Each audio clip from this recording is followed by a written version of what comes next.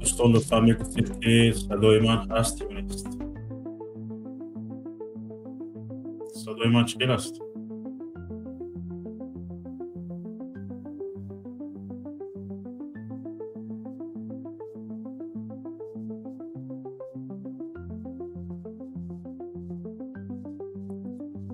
کسانی که صدای من رو میشنوید در چت یوتیوب می نویسید که صدای من رو میشنوید. تشکر.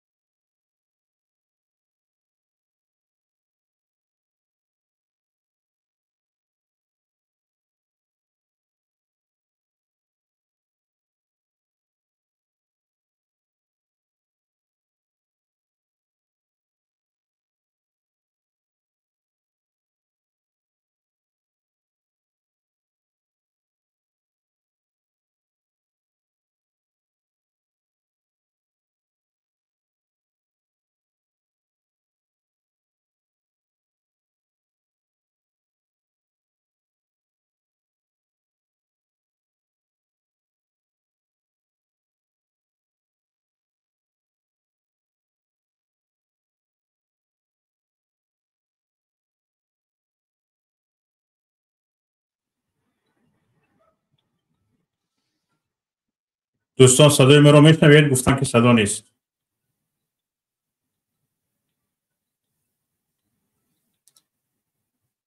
صدای من رو میشنوید؟ تشکر. به نام خداوند بخشاینده و بی نهایت مهربان، حمد و ثنا بر پیامبر گرامی اسلام و حمد و ثنا بر خداوند کریم منان و درود و سلام بر پیامبر گرامی اسلام و همچنین درود سلام به یکایک شما تماشابینان عزیز گرامی. خدا را شکر میگوییم که باز ما را به دیدار هم رسانید و خدا را شکر میگوییم که امروز با هم گفتگو میکنیم و این فرصت را خداوند برای من و شما داد. تماشابینان عزیز گرامی، امروز ما درباره فساد صحبت میکنیم. فساد یعنی چی؟ کروپسیه یعنی چی؟ پاره دادن، پاره گرفتن، با راه‌های خیلی قانونی حل کردن کارها، کیسه منصبداران را پر کردن و با همین راه گردن قفس کردن منصبداران و قشاق و قنبغل شدن یعنی اهالی است. امروز صحبت میکنیم تماشاگران عزیز محض درباره فساد، درباره کروپسیه، درباره دعواهای مقامات تاجیکستان در مبارزه علیه فساد.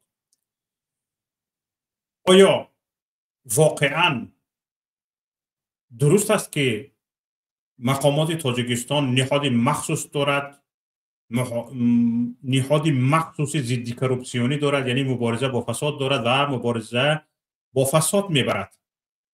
شما احساس میکنید که در تاجیکستان واقعا مبارزه با کروپسیون جدی است و ریشه‌کن شده ایستاده است، از بین رفته ایستاده است و روز از روز ریشه کروپسیون خوش شده ایستاده است؟ نه.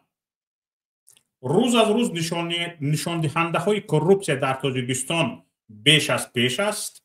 ریشه کروپسیون، ریشه فساد روز از روز غفستر می شود، مستحکمتر می شود به جایی که ریشه کن شود و کروپسیون در تاجیکستان مثل یک زرپیچک است که پیچونیده گرفته است.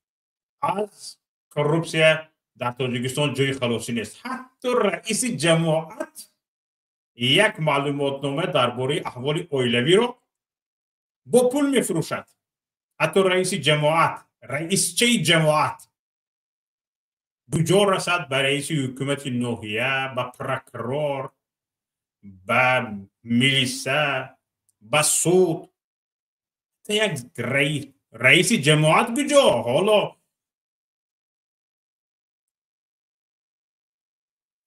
دامکوم ها بی پول کار حل نمی کنن. حتما یگان کار کردن شوی کمیته محله رفته کسش غفص میکنی، روزی میکنی، خورسندش میکنی. کمیته محله رو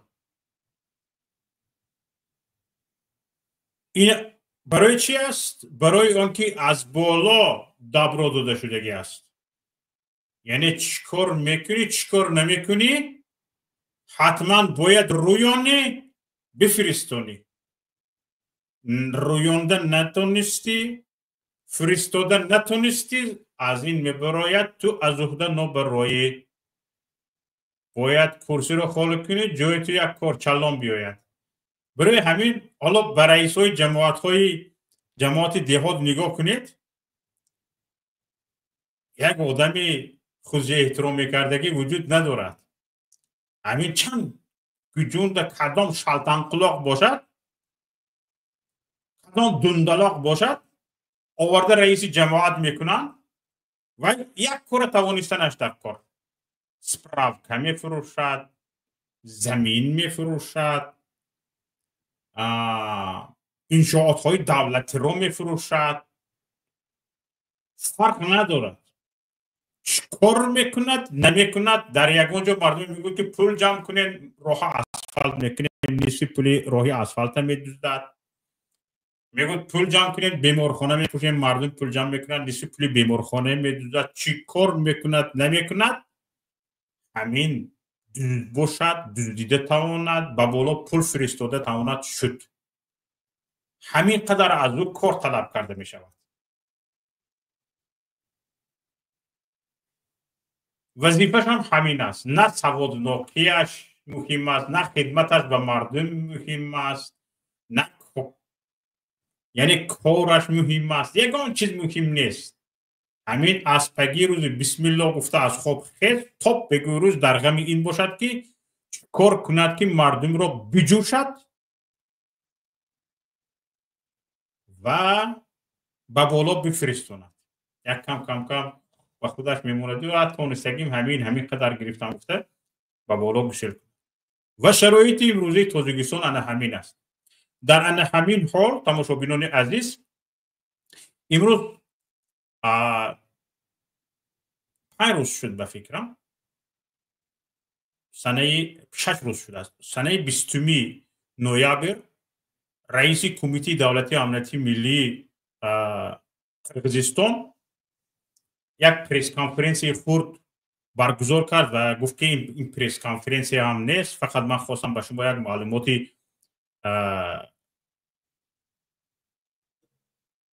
درباره فساد بدهم و گفت که در قرقیزستان مقامات از چینوونیک ها، منصبداران، بانکداران، دزدان کلان و گفته خودی قامچیبک توشیف 125 میلیارد دلار پول رویانیدند. شاید قامچیبک توشیف واهمه میکند، شاید قامچیبک توشیف گفتنی بود که 125 میلیارد دلار نیو 125 میلیارد سوم قرقیزی گفتنی بود، لیکن از زبانش 125 میلیارد دلار برآمد. بودجه سالانه قرقیزستان کمتر از 8 میلیارد دلار است. بودجه سالانه اش 7 از 9 همین طور است، یعنی 7 میلیارد و 900 میلیون همین خیلی است. یعنی 125 میلیارد دلار بودجه 16 ساله قرقیزستان است.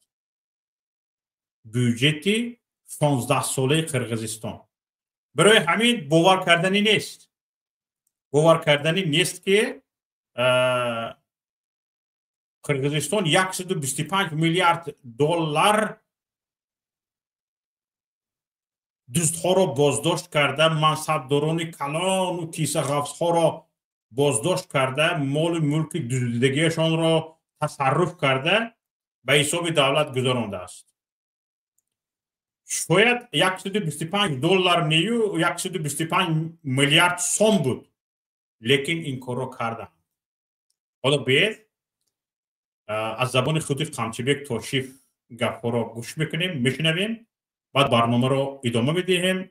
با دوستانتان خبر بفرستید. امروز برنامه خیلی گرم خواهد شد. در برنامه ما سیاستمدار، کارشناس علوم سیاسی، رهبر پیمان ملی تاجیکستان استاد محیدی کبیری انشاءالله شرکت میکنند. همچنین کارشناسان دیگر، دوستان عبدالله ابو احمد، حقوقدان برادر الهامجان یعقوبوف، اقتصاددان و دیگر دوستان را ما خبر کردگی هستیم. در برنامه شرکت میکنند، سخنرانی میکنند. اگر در شما سوال پیدا شد با سوال های شما جواب میدهند. شما نیز میتوانید فکر اندیشه های خود را بگویید. برای همین دوستانتان را خبردار کنید، به برنامه وارد شوید و به سخن کردن آماده شوید. و بیایید قامچیبک توشیف رو گپش رو گوش میکنیم و بعد برنامه رو ادامه میدهیم. И с гарантией. Насколько вам хорошо известно, я вообще хотел, вот эта пресс-конференция, которую я сейчас вам даю, это не запланированное. Это не запланированное информационное сообщение, можем так сказать. Это не пресс-конференция. Информационное сообщение, чтобы вы это понимали. Специальную пресс-конференцию я готовился давать в декабре месяце этого года. Там хотел бы озвучить все те работы, которые мы провели последние 4 года. Особенно последние 2 лет мы очень активно и плодотворно проработали. Сколько было имущества возвращено государству, сколько было изъято финансовых, имущественных средств у олигархатов, у криминалитетов, конкретно по фамилии и по списку хотел вам это все дать. Это я, наверное, дам. Но сейчас я озвучу цифру только. В данный момент приблизительная цифра около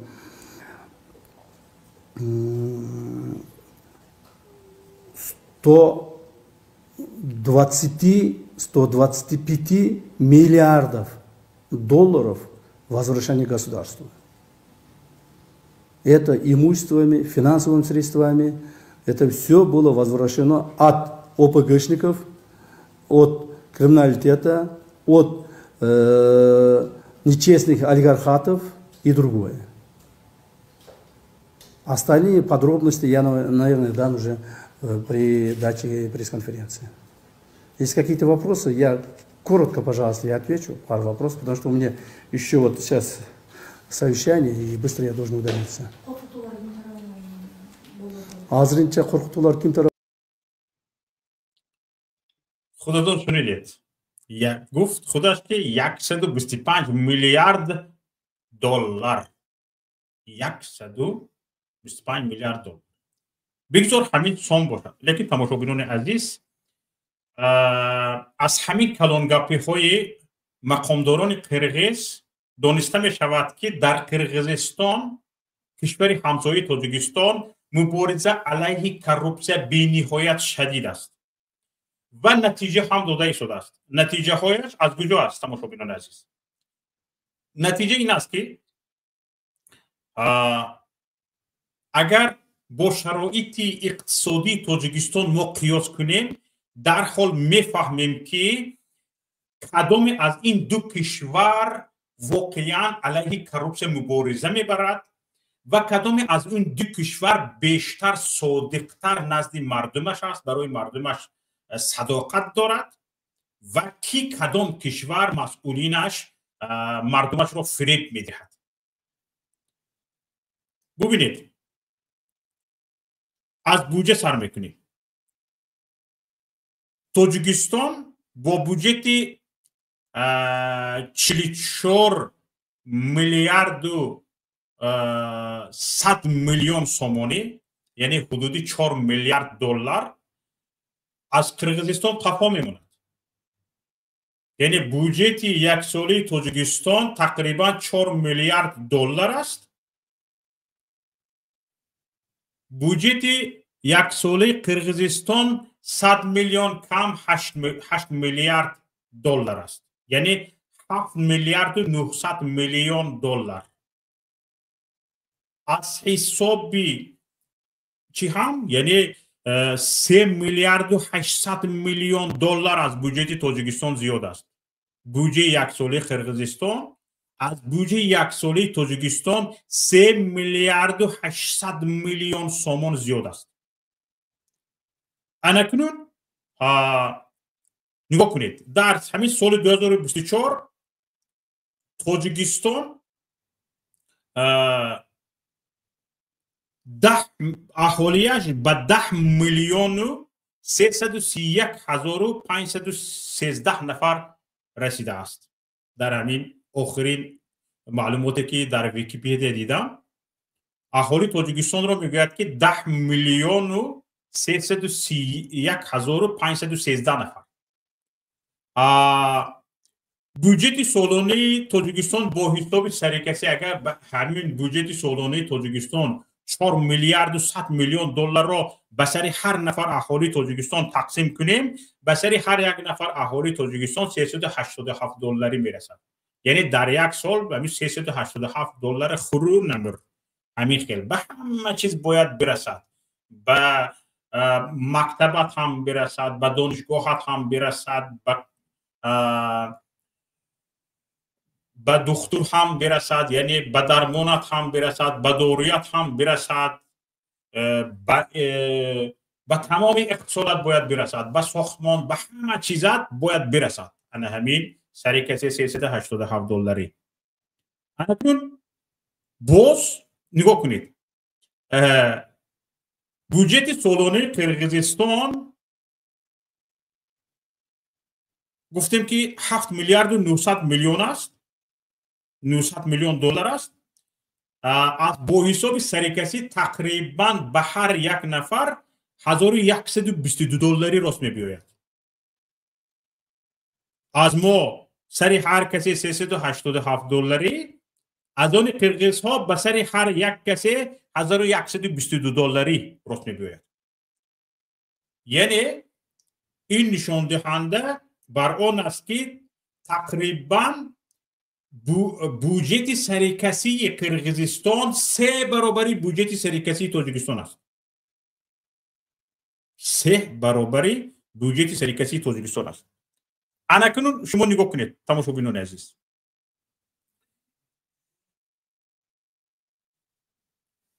سیستم اندازبندی تاجیکستان اکثرا صاحبکاران را به اقتصاد سویتل می‌دهد. یعنی همین قدر پخش میکنند که صاحبکار مجبور است که قسمی از درآمدش را پنهان کند، نشان ندهد، پنهان شود و در این باره گپ نزند. انا درآمدم همین گفته یک قسمی درآمدش را بدهد خلاص. برای چی؟ برای اینکه همه درآمدش را داد بانکرات میشد، گریخته میبرود بیچاره تاجیک. شما نگاه کنید، یعنی اقتصادی دیورسیفیکاسیونی در تاجیکستان دیده نمی شود. یعنی پهن کردن مقصدهای درآمد، یعنی زیاد کردن مقصدهای درآمد رو یعنی اقتصاد دیورسیفیکاسیونی میگن. یعنی از به یک منبع نگاه کردن نمیستی، یا انداز یا پول مهاجر. در تاجیکستان همین اساسا دولت به دو چیز نگاه میکند. پول مهاجر تاجیکستان به پا راستی شده است، به پول مهاجر به اندازه مهاجر به اندازه شهروندان. همین مهاجر آمده پول کار نکند، نه اندازه زمین داده میتوند، نه پول برق داده میتوند، نه اندازه راه داده میتوند، یگان چیز داده نمیتوند مهاجر. و این اگر در تاجیکستان باشد، یعنی یگان گفتم ممکن همین اندازهای هم مهاجر پرداخت میکند. یگانه درآمدی تاجیکستان چی است؟ پول مهاجران است. یعنی به یک سو نگاه کرده شده است. در قرقیزستان اینطور نیست. در قرقیزستان بیزنس آزاد است، مهنت آزاد است. ما تاجیکان میریم، خصوصا مردمی ولایت سوخت بورهای یعنی یک نقطهش رو رفته از قرقیزستان گرفته میبرد، از خطا نکنم از بشکک و از اوش و از قراسوی از همینجا رفته گرفته میبرد. یعنی تاجرهایی که آبتون میفروشن، آبتویک های ولایت سوخت رفته از قرقیزستان بارشان رو گرفته میبرن و با هر راهی که نباشد و تاجرانی تاجیک از این کسانی که از قرقیزستان رفته آورده کنن از اونها رفته میخرن. بعد دست چهارم بیچاره استفاده برنده میشود، استعمالگر میشود. دست چهارم شاید دست پنجم باشد و ها شاید اخیطای بیارن برا. همین شرایط را در قرقیزستان فراهم آوردن، در تاجیکستان نه. چرا قرقیزستان میتوانستند از خیطای بار بیارن، یعنی به نرخ دسترس یعنی یک لخت آسیای مرکزی را تامین کنند، در تاجیکستان نمی شود. برای چی؟ برای آن که نهنگ ها نمیمانند این کار رو کردن. اکنون شما نگاه کنید، اقتصاد تاجیکستان گفتیم که ضعیف است. سبب ضعیفیش رو هم گفتیم. اکنون نگاه کنید، قرقیزستان بودجه سالانه اش در همین سال 2024 با پروفیت 10 میلیارد 912 میلیون و 359 هزار 600 سوم، تقریبا پروفیت تقریبا 126 میلیون دلار ایالات متحده آمریکا، زیاده از 126 میلیون دلار زیاد بودجه جمع شدگی. بودجه مثلا گریم فلان قدر نقشه بندی کردگی است و از همین زیاد بودجه جمع شدگی است با پروفیت. تاجیکستان چی؟ سال 2024 بودجه تاجیکستان چه بود؟ در سال 2024 بودجه تاجیکستان با دفیسیت 1 میلیارد و 100 میلیون سومانی، تقریبا 96 میلیون دلار با دفیسیت روبرو شده. یعنی گفتگیان که مثلا گریم بودجه این ساله 4 میلیارد و 100 میلیون سومانی 4 میلیارد و 100 میلیون دلار گفتگی هستند. همین 100 میلیون دلارش نیست. 100 میلیون دلار نمیرسند. قرقیزستان بر زیاد. اکنون وقتی که با دفیسیت بودجه قبول میشد، این دفیسیت از کجا پیدا میکنی؟ بودجه رو قبول کردی، همه جا تقسیم کرده شدی، لیکن 100 میلیون دلار بودجه کم از کجا پیدا میکنی؟ قرض میگیرد یا طرف بیشتر میکنی، خواهد نخواهد هر بهونه میوبی، یک کمبودی میوبی، صاحبکار رفته جریمه میبندی، نصف فروش سه میشکه فروش رفته جریمه میبندی، خانهش میسوزد، بچهش میمرد، به گرسنگی میمرد، فرق نداره. حتما چیکار کنی؟ حتما این 100 میلیون دلار باید، 96 میلیون دلار باید بیابی. انا برای همین نشان داده شدگی است که قرقیزستان مسئولینش حقانی کار کرده ایستادند. کشور همسایه تاجیکستان ما 10 میلیون اهالی داریم و اینها 7 میلیون اهالی دارن. 3 میلیون ما زیاد هستیم. ما با 10 میلیون اهالی بودجه سالانه من 4 میلیارد و 100 میلیون دلار است. آنها با 7 میلیون اهالی بودجه سالانهشان 8 میلیارد دلار است. 2 برابر ما. حساب سری کسی 3 برابر ما. 3 برابر ما بودجه دارن. چرا تاجیکستان نمیتونست است؟ کدام شرایط تاجیکستان از قرقیزستان بد است؟ قرقیزستان نفت و گاز دارد، تاجیکستان ندارد. همیشه نیکو چه شرایطش یخیل است. چند درصدی اهالی قرقیزستان امروز به برق تامین نیست؟ چند درصدی اهالی تاجیکستان امروز به برق تامین نیست؟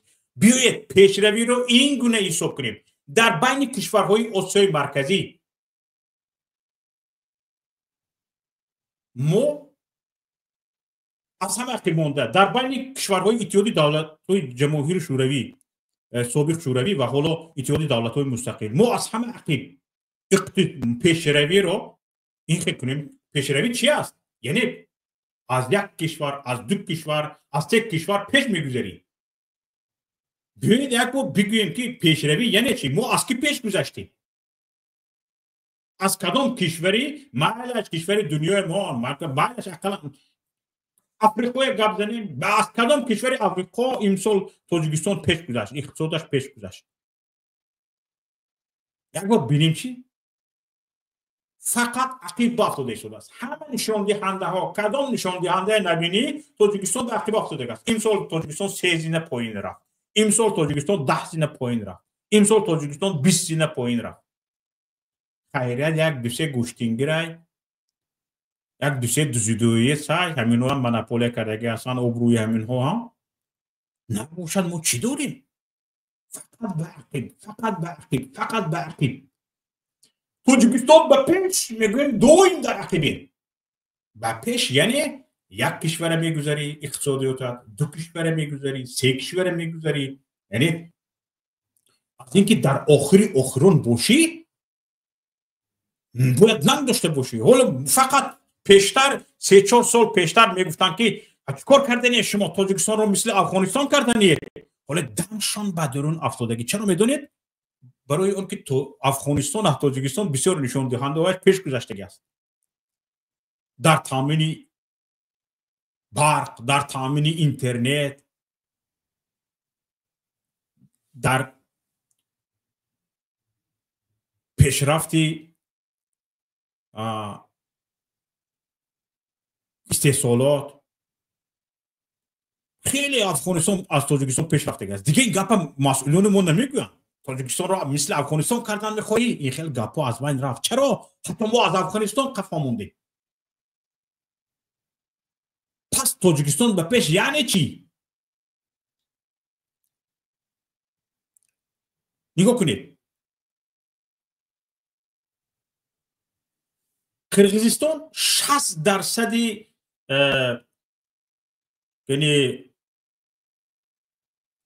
بودجهش رو من ببخشید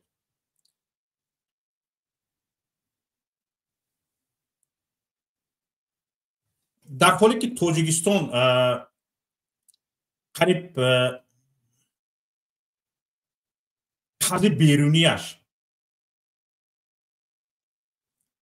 35% مجموع محصولات داخلی تاجیکستان رو تشکیل میده. قرض بیرونی تاجیکستان. قرقیزستان به این راه نمیتونه. خیلی احتیاط میکنه. حالا همین 125 میلیارد دلار نیو بگذار 125 میلیارد سومون باشه، سومی قرقیزی باشه. لیکن توانستن که یک بار مقامات تاجیکستان برایان در این باره گپ زنن.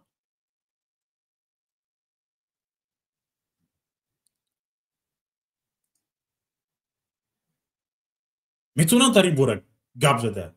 گپ دارن در این باره.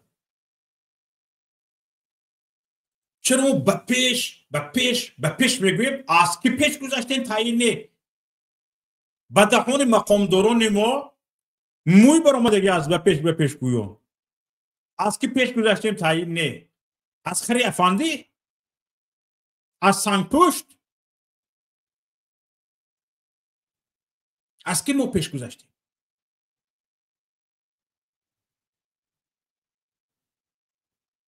طالبان آمده است در 3 سال حکومت استحصال ماشین رو رکلام میکنه، استحصال قالین رو رکلام میکنه،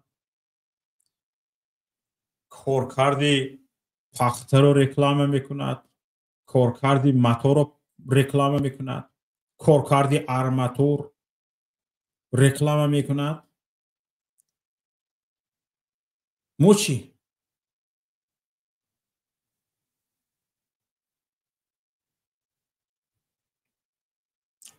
مو چکوره؟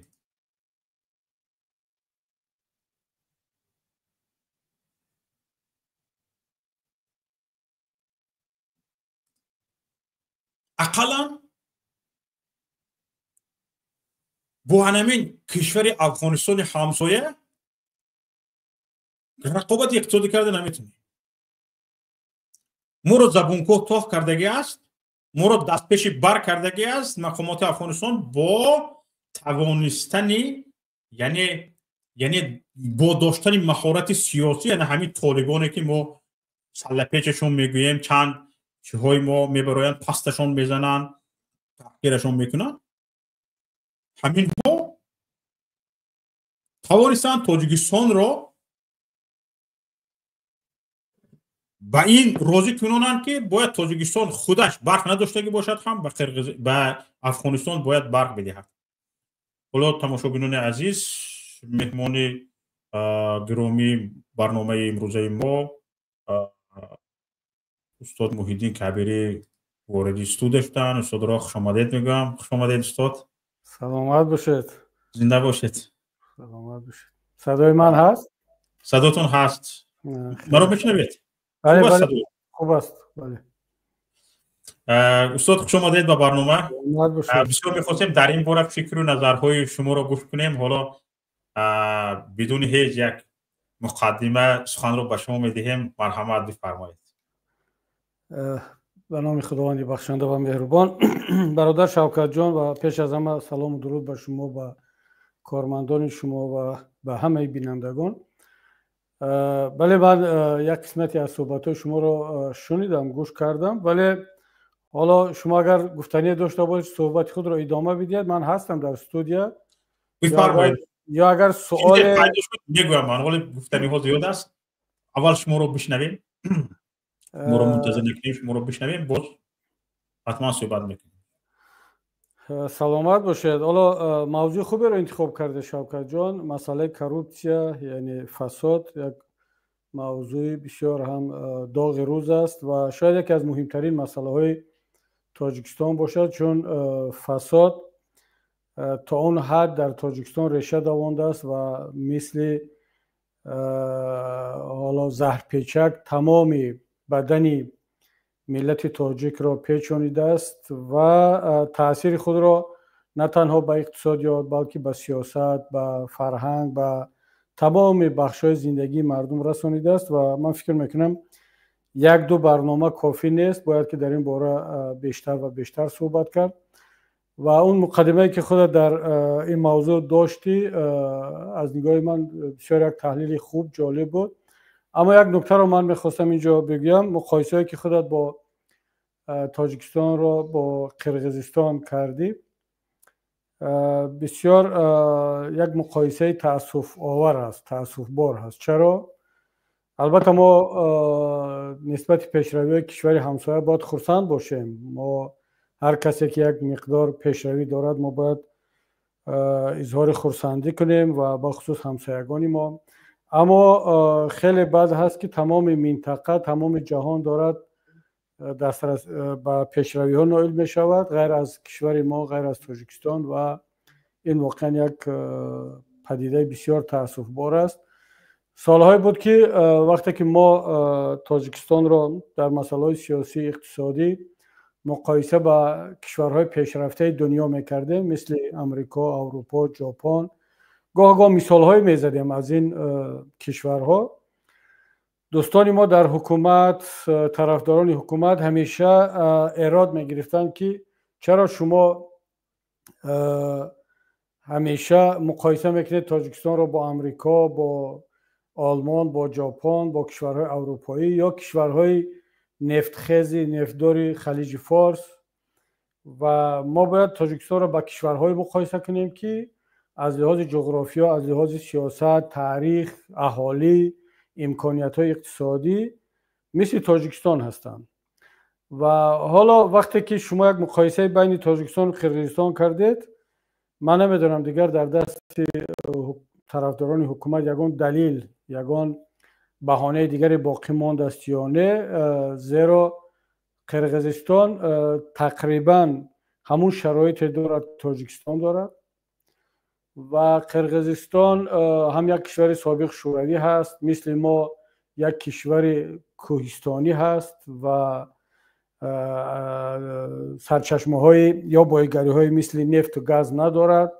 تقریبا از لحاظ جغرافی، از لحاظ سیاسی تاریخی مثل تاجیکستان است. حتی ما یک کمی برتری ها داریم که اگر قرقیزستان همگی با 3 کشور سرحد داشته باشد یا اونم 4 کشور شاید باشد، ما با ازبکستان، با افغانستان، خیتای و با خود قرقیزستان داریم. اما اهالی ما در مقایسه با قرقیزستان 3 میلیون بیشتر هست.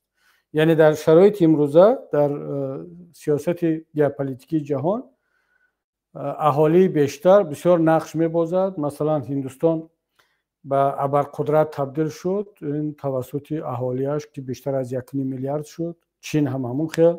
ما کشورهای از لحاظ اقتصادی و سیاسی قوی را در جهان بیشتر کشورهایی را داریم که اهالی بیشتر دارند، مثل امریکا، مثل روسیه، مثل آلمان، مثل اندونزیا. و شما اگر یک نگاه کنید به 20 کشور اقتصادی بزرگ جهان، اینا کشورهایی هستند که اهالیشون نسبتاً بزرگتر هست. اما البته از کشورهای خرد هم داریم ما کشورهایی که اقتصادی پیشرفته دارند مثل شویتزاریا، نروژ، مثل قطر، کویت.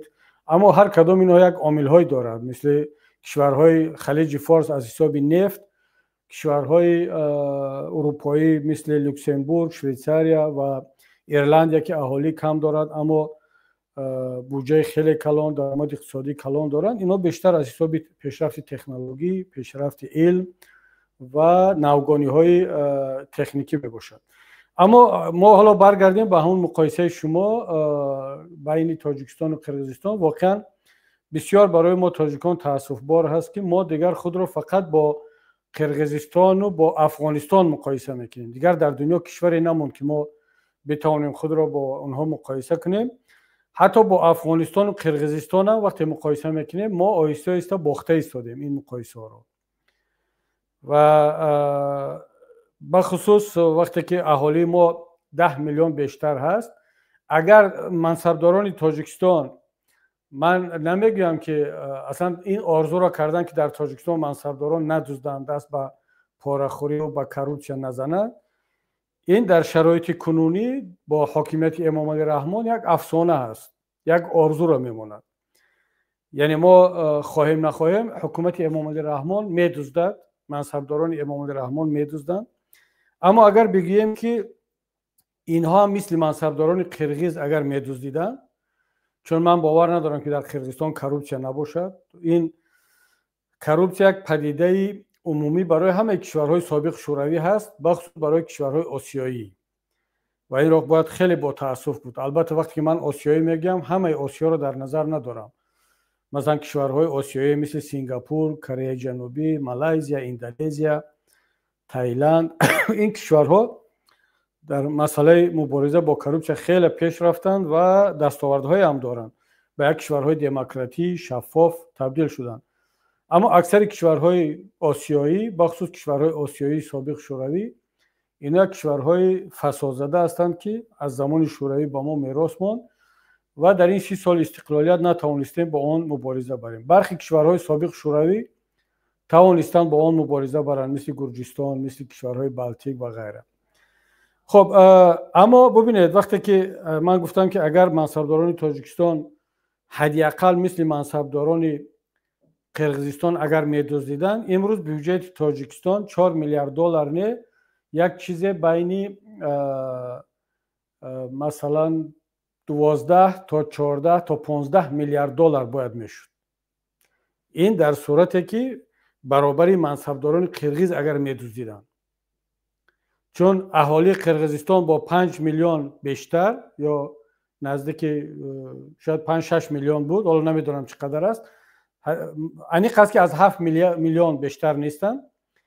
اینا وقتی که 8 میلیارد دلار بله 7 میلیون هستن. خب اگر قرغیزستان 7 میلیون اهالی دارد و 8 میلیارد دلار بودجه دولتی، تاجیکستان با بیشتر از 10 میلیون اهالی اگر مثل منصبداران قرغیز میدزدیدن، یعنی یک چیز بین از 12 میلیارد دلار باید که ما بودجهمون بالا میرفت. یعنی این 3 برابر و حتی امکان دارد تا 4 برابر بیشتر شدن بودجه. من نمیگم در صورتی که اصلا ندزدن، یعنی خیلی شفاف باشد، اقلا مثل قرغیزا اگر میدزدیدن، من باور داشتم که بودجه ما یعنی بیشتر از 12 میلیارد دلار میشد. اما مشکلی ما در این است که با 10 میلیون اهالی، با آنکه مهاجرین ما چند برابر بیشتر از مهاجرین قرغیز مبلغ میفرستند از روسیه، با آنکه ما یک ملت بسیار مهنت دوست داریم که زن و مرد همه کار کرده ایستادن، وقتی که بودجه دولتی ما 4 میلیارد دلار هست، این معنی رو نداره که در تاجیکستان پول نیست. در تاجیکستان پول هست. حتی طبق آمارهای رسمی سالانه مهاجرین ما از روسیه، فقط از روسیه، بین 4 تا 5 در تاجیکستان پول هست، در حالی که بودجه سالانه با دیفیسیت قبول میشه. من همین رو میخوام بگم که وقتی که سالانه مهاجرین ما بین 4 تا 5 میلیارد دلار به کشور فقط مهاجرین میفرستند، حالا شما تصور کنید که در تاجیکستان هیچ کس دیگر کار نمیکند، یگان کس استحصالات ندارد، تجارت ندارد، از زمینی نزد حوالگی یگان درآمد نمیگیرد، انداز نمیسپارد، فقط این پول فرستاده مهاجرین ما بین 4 تا 5 میلیارد است. البته همه این تبدیل به بودجه نمیشود، این را اقتصاددان ها و کسانی که به ساحه مالیه ربط سر و کار دارن خوب میدونن. اما این هم نیست که ما همگی وقتی 4 میلیارد داریم معنی را دارد که پرزیدنت ما، سروزیر ما، وزیران و منصبداران تاجیک در مقایسه با منصبداران قرغیز 4 برابر بیشتر میدزدند. 4 برابر، یعنی حداقل 4 برابر میدزدند و این باعث آن گشته است که بودجه ما با داشتن 10 میلیون اهالی از بودجه همسایه قرغیزستان که 7 میلیون دارد، 3 میلیون از ما کمتر، باز هم کمتر باشد و مثلا بودجه دولتی قرغیزستان به سر یک اهالی بیشتر از 1000 دلار، ما همگی 380 دلار. یعنی معنی را دارد که یک تاجیکستانی در یک روز همگی با 1 دلار زندگی میکند. این 1 دلار هم خوراک، هم پوشاک، هم راهکرا، هم نمیدونم خریدن میبل یا پسنداز، معرکه، توی، جنازه، همه این در یک روز باید با $1 انجام شود، در صورتی که مثلا در اروپا یک فنجان، یک پیاله قهوه مثلا در ون شما یا در آلمان در همه جا از $2 از €2 کمتر نیست. یعنی یک اروپایی اگر بیاید یک قهوه بنوشد در بعضی جا تا 4-5 یورو هم هست.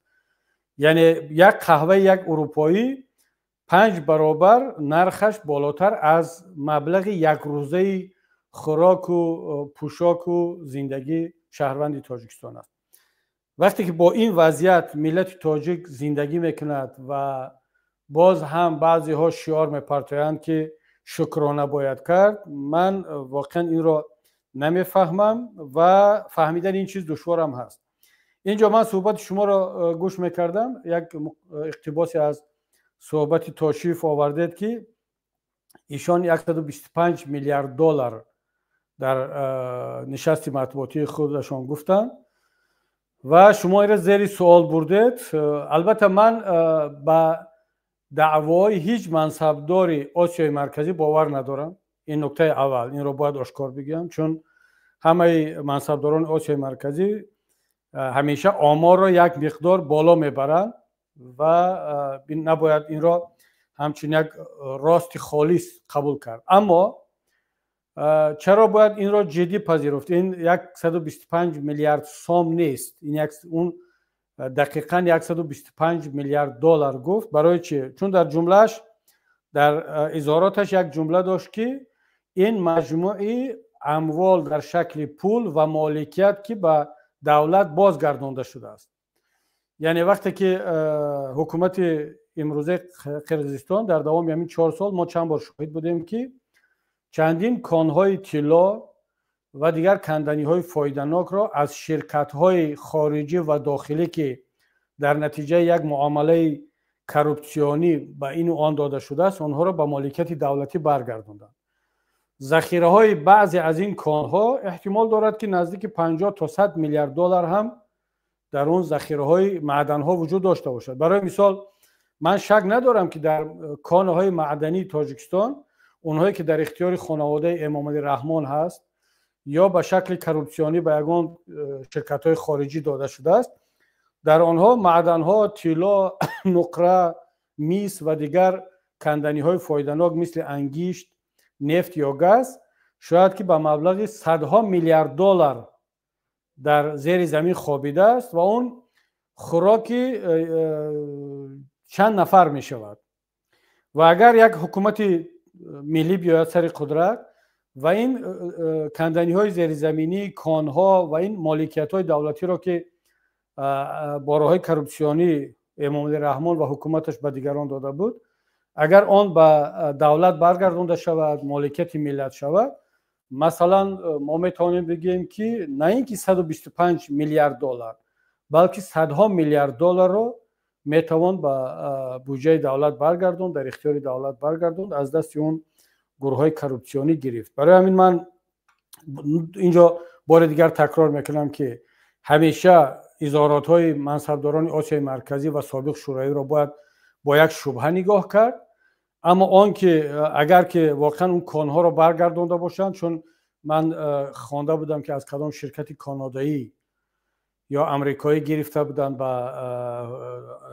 حساب دولت برگرداندن اون کان را، من در این شک ندارم که سرمایه آن، ذخیره های آن بیشتر از 100 میلیارد دلار هم باشد و تاشی وقتی که رقمی 125 میلیارد دلار را میگه، حتما اون میدوند چی میگه، چون ژورنالیستان قرقیز مثل ژورنالیستان تاجیک نیستن که فکت چکی نکنن، زیر سوال نبرن. آنها بلا فاصله میروند، میسنجند و علیه دعوا پیشنهاد خواهند کرد، او را متهم به دروغگویی خواهند کرد که چرا آمار دروغ داده. بنابر همین من فکر میکنم که این حرف تا جای واقعیت دارد و ما هم باید در تاجیکستان تلاش کنیم که بعد از آن که یک حکومت ملی می آید، تمام اون، نه اینکه اون کسانی که مالکیت خصوصی هیچگاه باید که دست نارس باشد، یعنی من کاملا مخالف هستم که با مالکیت خصوصی که قانونا به دست آورده شده است کسی دست درازی کند، اما اون مالکیت ها، آن کان ها، سرمایه هایی که با راه کورپسیونی به این یا آن خانواده، به خانواده خود رحمان یا به شرکت های خارجی با یک امتیازهای مخصوص داده شده است، آنها باید به مالکیت دولتی برگردانده شوند و این اگر قرغیزان 125 میلیارد رو برگردانده باشند، من مطمئنم که حکومت نوی ملی تاجیکستان صدها میلیارد دلار رو بر خواهد گرداند.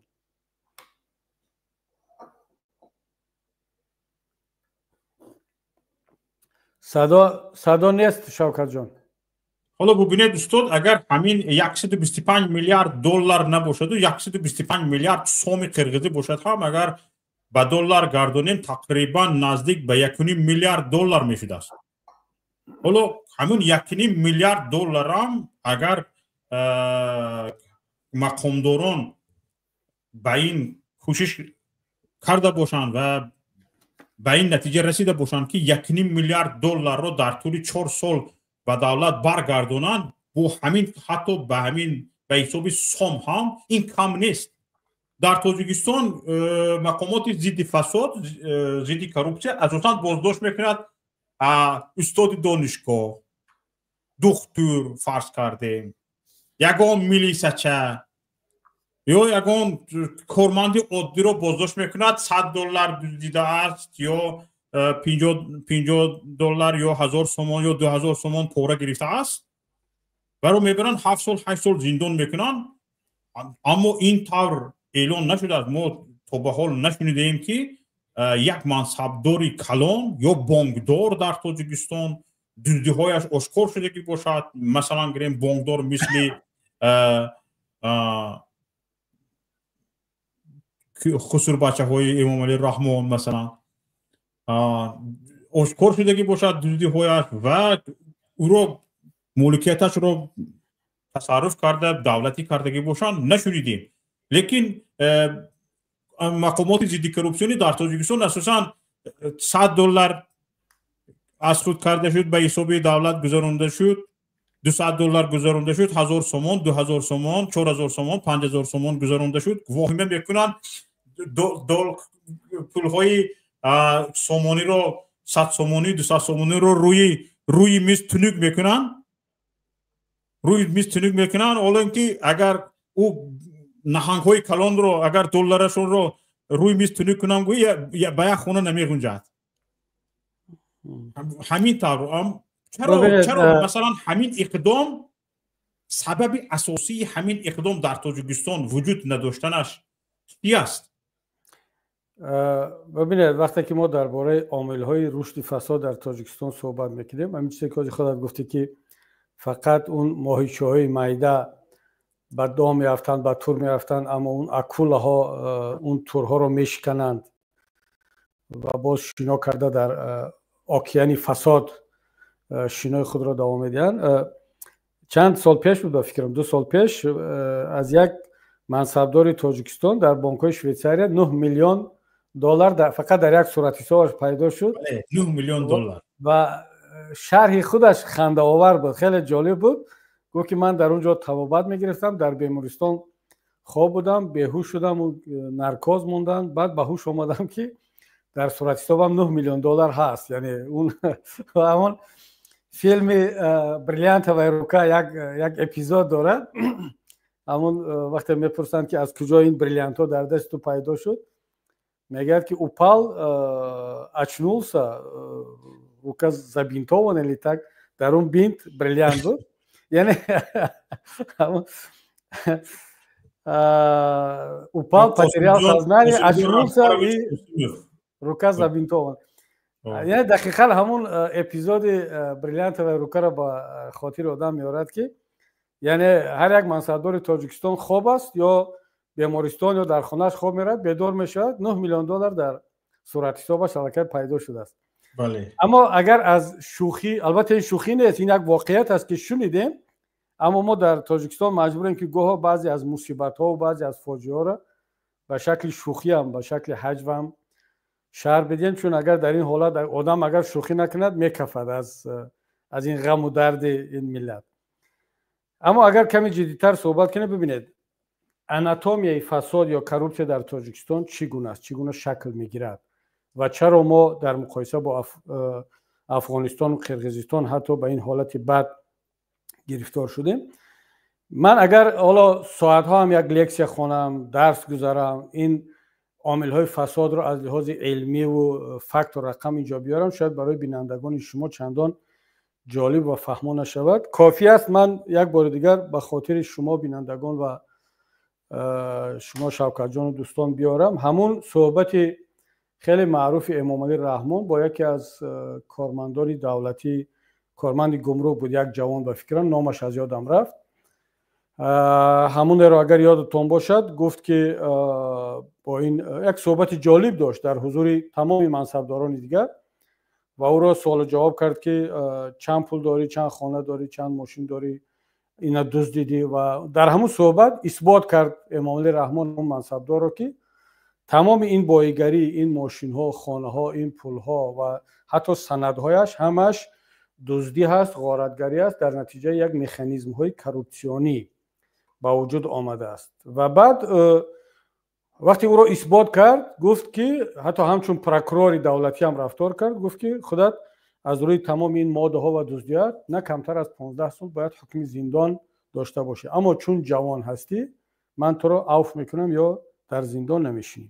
хоб бубинед, ҳамин суҳбатро агар мо таҳлили ҳуқуқӣ кунем, таҳлили иқтисодӣ кунем, таҳлили сиёсӣ кунем, тамоми анатомияи фасод дар тоҷикистон пеши чашмамон рӯшан хоҳад шуд.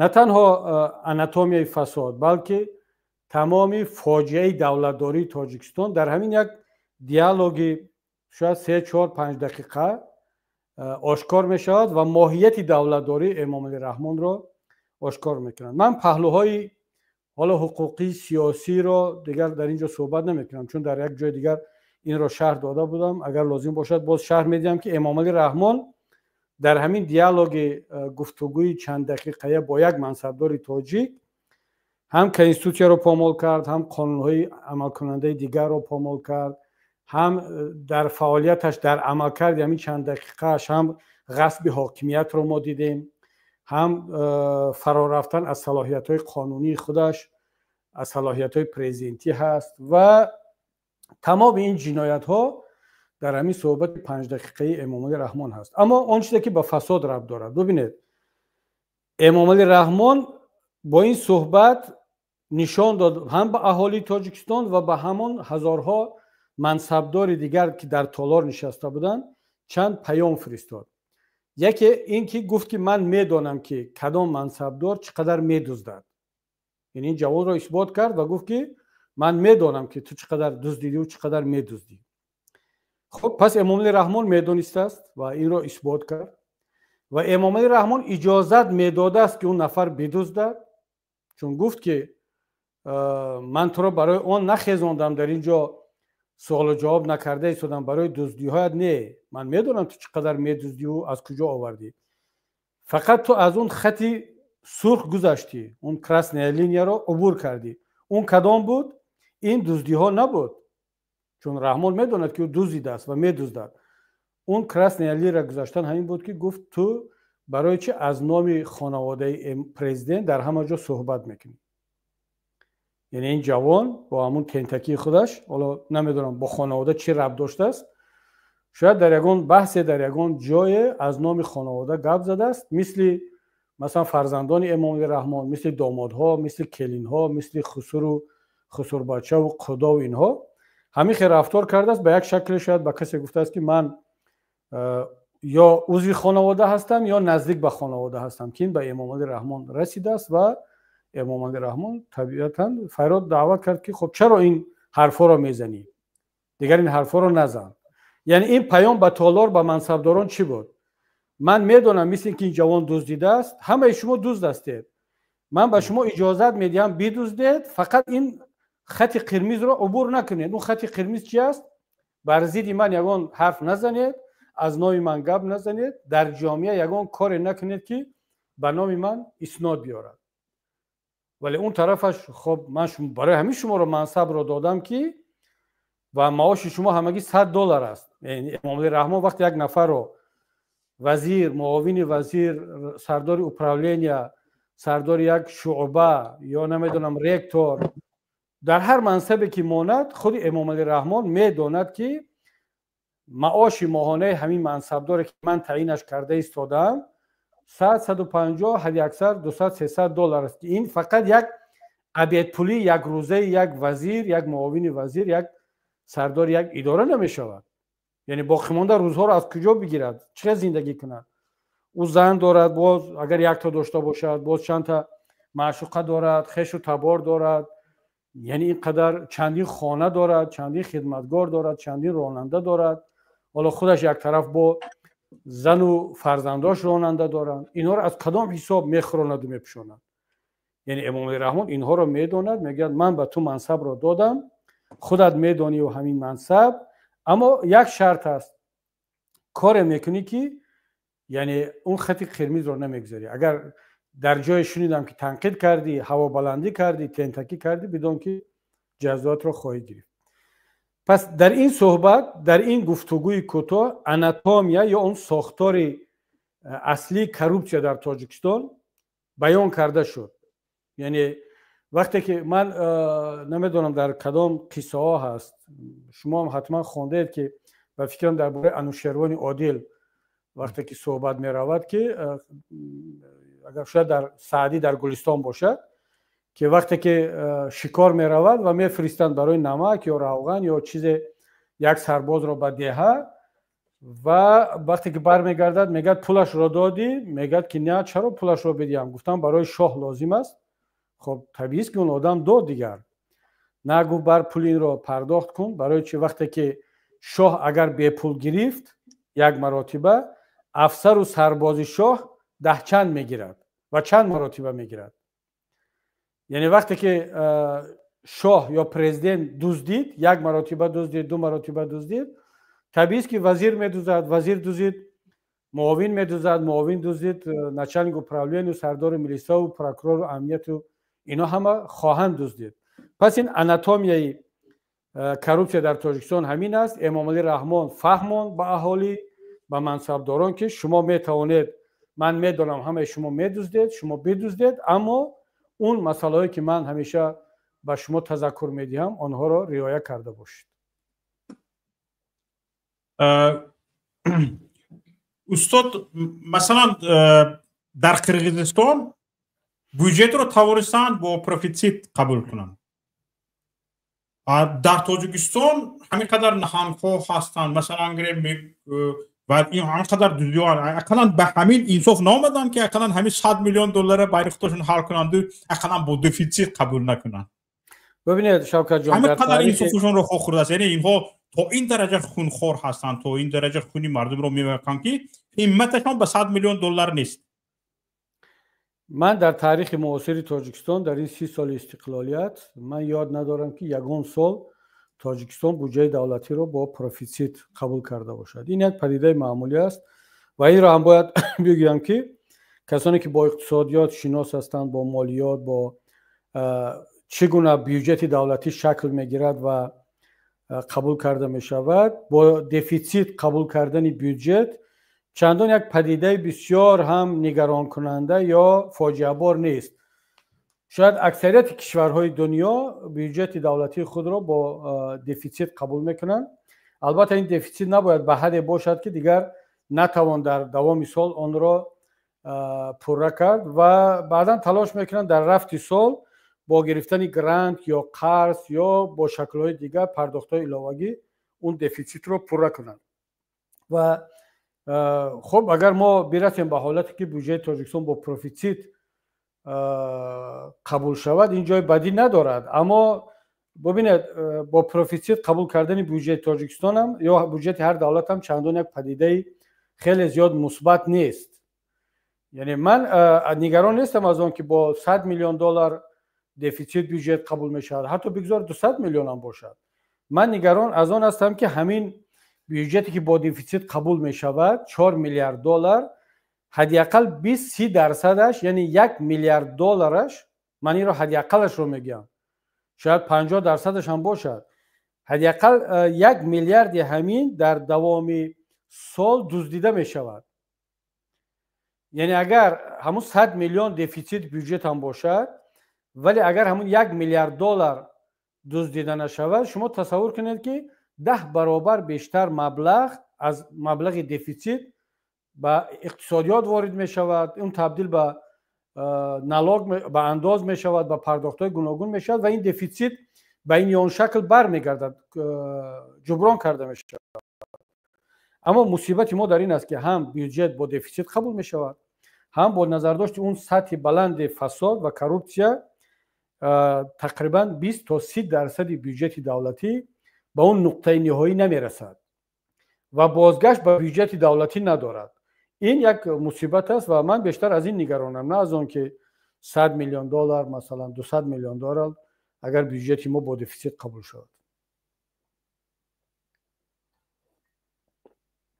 بعد شوکت جان یادمون نرود که همیشه تاجیکستان در دوام هر سال از 100 میلیون دلار بیشتر گرانت های به بازگشت از سازمان های مالیوی از کشورهای خارجی میگیرد. مثلا 50-60 میلیون دلار از اتحادیه اروپا، از امریکا، از بانک آسیایی، از بانک جهانی، از اینها گرانت های به بازگشت دریافت میکند که مبلغش از 100 میلیون دلار هم همه ساله میگذرد و این برای پوشاندن دفیسیت بودجت کافی است.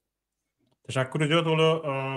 یک اعلان هست تماشاگران عزیز، کسانی که ما رو از روسیه تماشا میکنید، حالا برنامه ما توسط تویچ هم رفته شده است در حالت پخش مستقیم. شما اگر یوتیوب چسبت و توسط یوتیوب تماشا کردن نتونید، میتونید توسط تویچ تماشا کنید و ما یعنی سیلکه تویچ رو در حتی یوتیوب گذاشتیم. شما میتونید با یک انگشت زدن داخل تویچ شوید و برنامه ما رو توسط تویچ پیگیری کنید. و همین بعد هم به همین خیل یعنی شبکه های دیگر عادت کنیم، چون یک دری بسته شود باید دروازه های گشوده باشد. حالا اینجا یک نفر با نام عمر میخواهند صحبت کنند، بشنویم. استاد. الو. السلام علیکم و رحمت الله و برکاته. و علیکم السلام و رحمت الله و برکاته. بفرمایید. استاد، با استاد موحدین کبیری یک سوال داشتیم. اول الله مهربان عمر استاد رو دراز گرداند. استاد سوالی ما اینه که برای چی طول 10 سال است قریب که شما از تاجیکستان بیرون هستید و دعوت امروز یگان پیشروی یگان دعوت جوانان رو دعوت نکرده ایستادید، برای چی باشد؟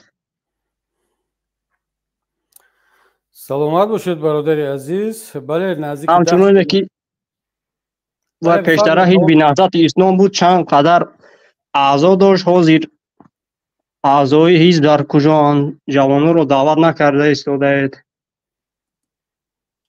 سوال ما همین. سلامت باشید برادر عزیز. واقعا ما نزدیک 10 سال می شود اکنون از کشور بیرون هستیم و حالا سوال شما این است که چرا ما جوانان رو دعوت نکرده ایستاده ایم. یک سوال خیلی هم سرپهلو است، چون این وابسته به آن است که ما به این مسئله چه نگاه میکنیم. ما مثلا شما یا دیگر جوانان ملت را همیشه پیوسته در صحبت‌ها در برنامه خود دعوت میکنیم، اما دعوت به چی؟ این مسئله بسیار مهم است. آیا ما دعوت به عضویت حزب میکنیم؟ دعوت به یگان انقلاب میکنیم؟ دعوت به آن میکنیم که به ما کمک مالی کنید؟ دعوت به آن میکنیم که مثلا فلان کار انجام بدید؟ یا منظور از دعوت چی هست؟ ما شبانه روزی گاه در این برنامه ها، گاه در برنامه های دیگر، گاه در صحبت های خصوصی جوانان تاجیک را همیشه به خودشناسی و بیداری و آگاهی دعوت میکنیم، چون در شرایط امروزه مثلا دعوت کردن به عضویت این یا آن حزب اصلا معنی ندارد، برای آنکه این میتواند خطر داشته باشد، این میتواند دهها و شاید صدها مشکلات امنیتی، سیاسی، اقتصادی بالای مردم بیارد. اما ما یک زمانی بود که ما دعوت به عضویت حزب میکردیم، دعوت به آن میکردیم که بیاید فعالیت خود را از نام حزب، از نام پیمان، از نام دیگر تشکیلات ها انجام بدید. اما امروز وقتی آن رسیده است که ما جوانان را دعوت کنیم و دعوت هم کرده ایستادیم که پیش از همه بیدار شوند، پیش از همه آگاه باشند، پیش از همه باسواد باشند، پیش از همه جایگاه ملت، دولت و هر یک فرد تاجیکستان را در سیاست و شرایط امروزه جهانی بشناسند که ما در کدام حالت قرار داریم. مثلا همین صحبتی که ما کرده ایستادیم درباره اون که تاجیکستان تا اون حد به فساد، به کروپسیا، به خیش و تباربازی، به پاره‌خوری گرفتار شده است که دیگر ما خودمان رو با آلمان و ژاپن و امریکا و اروپا مقایسه نمیکنیم. دیگر ما حتی دیگر خجالت میکشیم که خودمان رو با قرقیزستان همسایه، با ازبکستان، با ترکمنستان و حتی دیگر با افغانستان مقایسه کنیم، چون وضعیت در افغانستان از لحاظ امنیتی، از لحاظ ثبات، از لحاظ اقتصادی دارد روز به روز در مقایسه با تاجیکستان بهتر شده ایستاده است. پس در این شرایط آیا وقتی ما دعوت میکنیم، ما جوانان با جوانان صحبت میکنیم، آیا بهتر این است که ما بگوییم که بیاید عضو حزب من شو، بیاید عضو پیمان شو، بیاید با من کمک مالی کن، بیاید نمیدونم فردا بخیز انقلاب کن، این بهتر است؟ یا ما جوانان تاجیک را دعوت با آن کنیم که بیاید یک جایه سرجم شویم و در فکر آن باشیم که چیکار کنیم این ملت را و این کشور را از دست یک توده دزد خلاص کنیم، برهانیم و ملت را به یک حالت بهتر برسانیم. این در استاد مقصد من این است که یعنی شما مردم رو به حزب دعوت کنید و همین خیلی اعضا شده یگان کار و یگان پیشروی نکرده، مردم همین خیلی در روسیه واضح هم میدونه که همین مردم پستی در عذابی کاروی پست نمیکردگی هم مردم تاجیکستان هن، مردم ما هن. مقصد ما این نیست که مردم پروست اعضا باشند و همین خوری و زوری قطعی بگردن. مقصد ما همین که رنگ شما گفتید استاد، یگان شما کلانتری کنین، یگان کار کردن در کار که مثال یگان راه شب بیاوین که مردم ما همین خوری و زوری نجات بیابند. برای چون امروز در روسیه باور کنین مردم ما از حیوان در بد زندگی کرده هستند. حال مردم تاجیک چی ای مسئله حقوقی باشد چی از تمام طرفش مردم ما همین رنگ آدم زندگی نکرده هستند. ببینید برادر عزیز، بسیار یک فکری خوب گفتید که شما هم مثل من به همین نتیجه رسیدید که دیگر مسئله دعوت جوانان مردم به عضویت این یا آن حزب، پیمان یا آن گروه اپوزیسیونی نیست. مسئله این است که ما مردم رو دعوت کنیم که بیاید همه دست جمعانه بدون آنکه با کدام یک گروه، با اپوزیسیا، با یک سازمان بپیوندیم، همه دست جمعانه اطراف یک موضوع صحبت کنیم. اون موضوع چی است؟ همه برای این حکومت امروزه یک کلمه بگیم، کلمه بس. مهاجر در روسیه، مهاجر در قزاقستان، در اروپا، نمیدانم کارگر در داخل حکومت، دانشجو در دانشگاه ها، ملا در مسجد، حالا فرق ندارد، در هر کجایی که کار میکنی فقط یک کلمه گفتن در کار، این دیگر این رب ندارد به اپوزیسیا. دزدی بس، غارتگری بس، جنایت بس، ظلم بالای مردم بس، خاموش کردن دهان مردم بس و غصب کردن حاکمیت از طرف یک خانواده بس دیگر. برای این حرف را گفتن. ببین برادر عزیز، شرط نیست که شما عضو کدام یک حزب سیاسی باشید. ما کافی است که تملق کاری را قطع کنیم، بس کنیم، چاپلوسگری را بس کنیم و همون صدای دل خودمان را، کلمه بس را در سراسر تاجیکستان، در خارج، از زبان هر یک تاجیکستانی باید امام رحمان بشنود. وقتی که این را فقط از زبان پیمان ملی تاجیکستان، از زبان گروه 24، از زبان ژورنالیستان و بلاگرهای اپوزیسیونی میشنود، امام رحمان میگه که خب این دعوای چند مهاجری گریزه و چند اپوزیسیا و چند تا کسانی هست که اینها از وطن بیرون رفتن، این دعوای ملت نیست. ملت تاجیک از ما راضی هست، ملت تاجیک موافق است که ما همین دزدی را دوام بدیم، همین غارتگری را دوام بدیم. وقتی که از او پرسیده می شود که چرا فکر میکنه که ملت تاجیک از شما راضی است، میگوید همه خاموشن، یگان کس مرا تنقید نمیکند. به هر کجایی که سفر میکنم، به خاروق، به فیض آباد، به کلاب، به خوجند، به حصار و ترسونزاده، به هر کجایی که سفر کنم مردم میرقصن، شادی میکنن، شعر میخونن، همه راضی ان از من.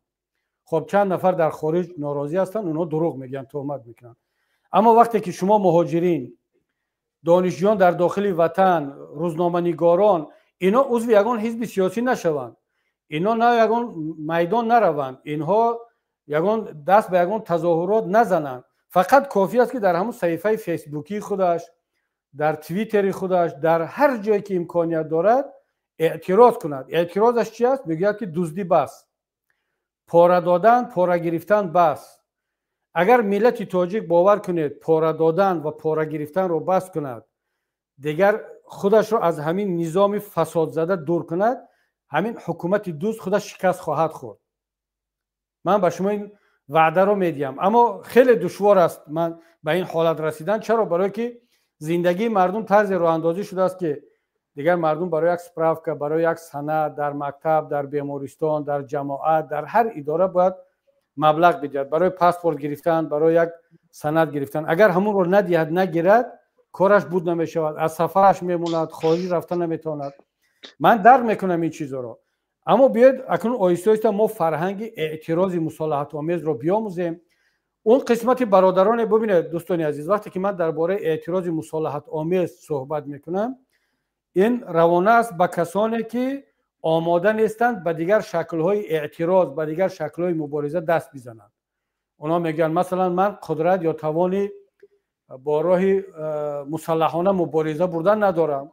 خب خیلی خوب، اگر نداری این کار رو دیگر جوانان خواهند کرد، دیگر جوانان شجاع و جسور و با غیرت این کار رو خواهند کرد، چون دیگر همه راه بسته شد.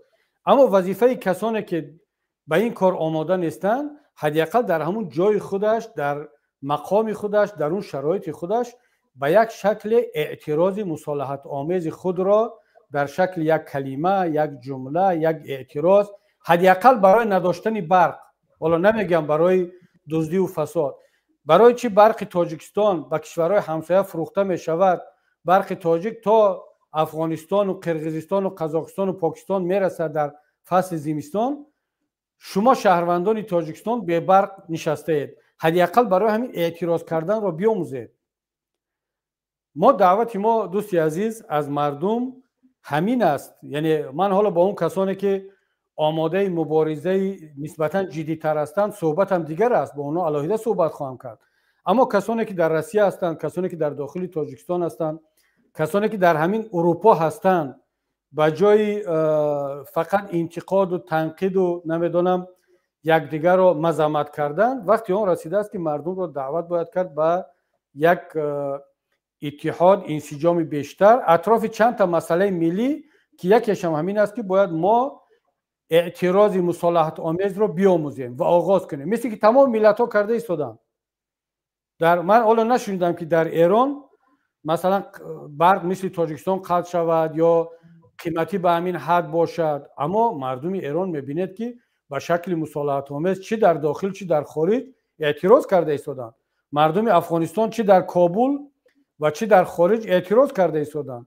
چی رسد به مردم دیگر در پاکستان 2-3 روز است که مردم به خاطر آزادی هایشان، به خاطر سروزیرشان، سروزیر سابق و رهبر یکی از حزب‌های سیاسی عمران خان اعتراض کرده ایستادن و 10,000 در خیابان ها شب را روز کرده ایستادن.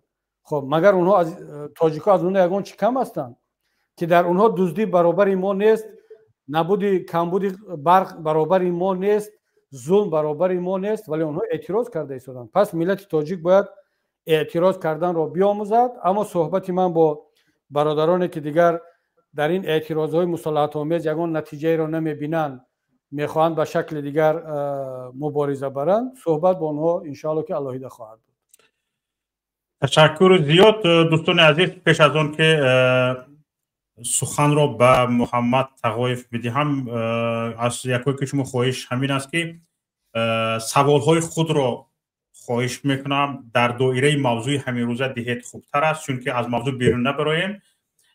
خوب میشد که در یک مسئله ما به یک نتیجه نرسیم، هم در یک مسئله یک معلومات های کلی و به هم فکری یا اینکه یک راهی حل را اقران راهی رفتنش رو پیدا میکنیم. برای همین هم از این طرف به اون طرف نرویم. در همین موضوع همین روزه که گذاشته شده است درباره ضد فساد، راه‌های مبارزه با فساد، چگونه ما از فساد نجات یابیم، چه راه‌هایی وجود دارد، مثل همین در همین موضوع همین روزه صحبت کنیم خوبتر میشد. برادر محمد تقوی بفرمایید. سلام علیکم. و علیکم السلام. اکا خوب هستید؟ اکا کبیری، اکا شفقت جان، رحم جان یا سلامت باشید برادر محمد. تشکر زیاد. بفرمایید اگر گفتنی سوالی داشته باشید. سوال همین که گوش کردیم درباره فساد گپ رفته ایستاده است. این سخنهایی که مخالفان 10 سال وضع گفتند امام علی رحمانوف هم اینا میدونه، ولی متاسفانه پسند نمیکند این گپ‌ها. یا توجیکی رو نمیدوند، به گوشش نمیداره. ما همین چندین بار اکا گفتیم، بالا 10 بار بالای هم گفتیم. امام علی رحمانوف نفهمیدن این گپ‌ها. باید اینها رو با این خیلی گپ خوب رواندن، من فکر میکنم درست نمیگرد اکا. یک نوار شما دیدیم، یک نوار کوتاه اتانه گفتید که مخالفای افغانستان یعنی برای شانها اجازه داشتین یراق گیرن، یعنی از حق خودشان دفاع کنند. مردم تاجیک چرا یعنی اجازت نبوده است؟ همین همه میخواهد که اکا اجازت باشد، همین که همه تشنه آزادی هستند. خودتان روز دیده ایستاده مردم ما خوار و زارن، در بدرن. بیرون شدن. صدای برادر محمد قطع شد. قطع شد، بیرون شدن، شاید گشته وارد شوند. تماشابینان عزیز، تا وارد شدن گشت این کس چند مراتب بیرون شده وارد شدن تا وقت سخن کردنشون به فکرم جایشون خوب نیست. دوستان عزیز، ما در تویچ هم برنامه پیام تیوی رفته ایستاده است.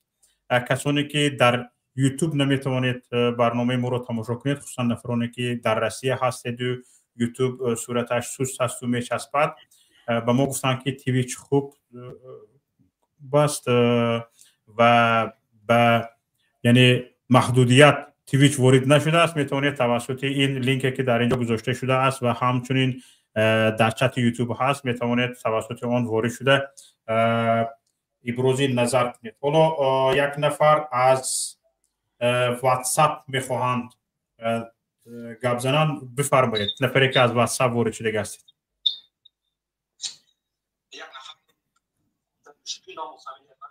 خوبتر بیان شما برای شما معلوم است. در اینجا نام فامیلتون نیست. حسینی کارمند سابق کارمند کمیته امنیت ملی در غیرشتاتی در سفارت مصر عربی و با جناب محیدین کبیری و با شما برادر عزیز شوکت محمد، امیدوارم که همگی خوب و سلامت باشید و اجازه باشد یک سوال از جناب کبیری داشته باشید.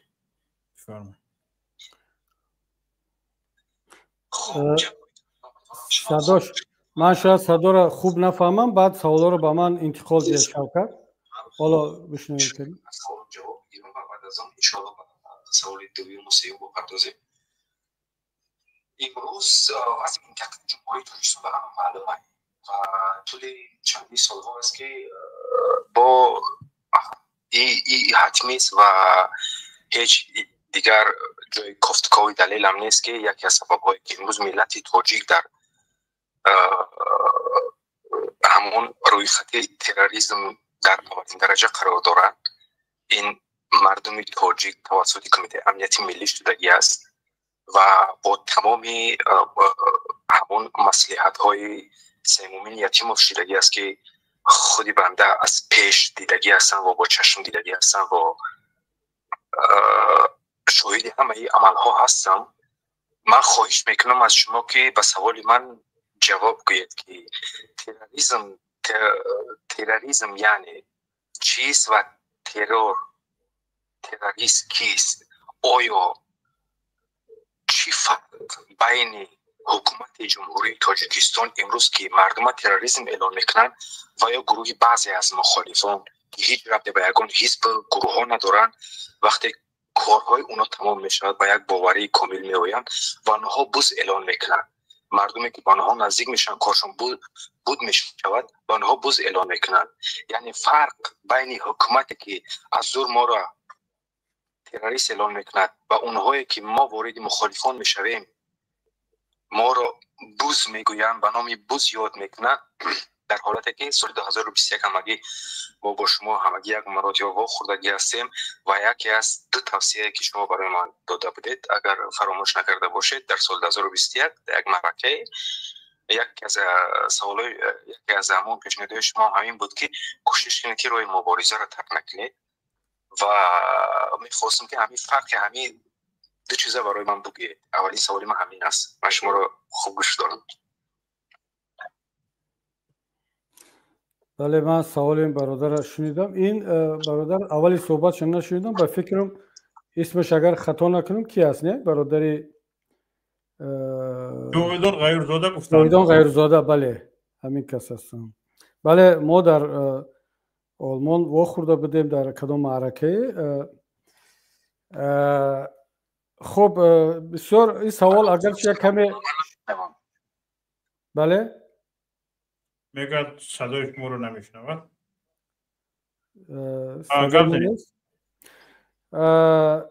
ببینید این موضوع تروریسم یک کمی از موضوع کروپسیا دور است، اگرچه خود همین تروریسم یکی از عامل‌های پیدایش و رشدش کروپسیا است. یعنی در اون کشوری که کروپسیا هست، بی‌عدالتی هست، ظلم هست، در اونجا وقتی که ظلم هست و بی‌عدالتی هست و پامالشوی حقوق بشر جا دارد، در اونجا تروریسم هم ریشه می‌دواند و زود رشد می‌کند. مثل که در تاجیکستان این حالت رخ داد و صدها هزارها جوان تاجیک در نتیجه همین ناعدالتی و کروپسیا پیوستند به داعش و به گروه‌های دیگر.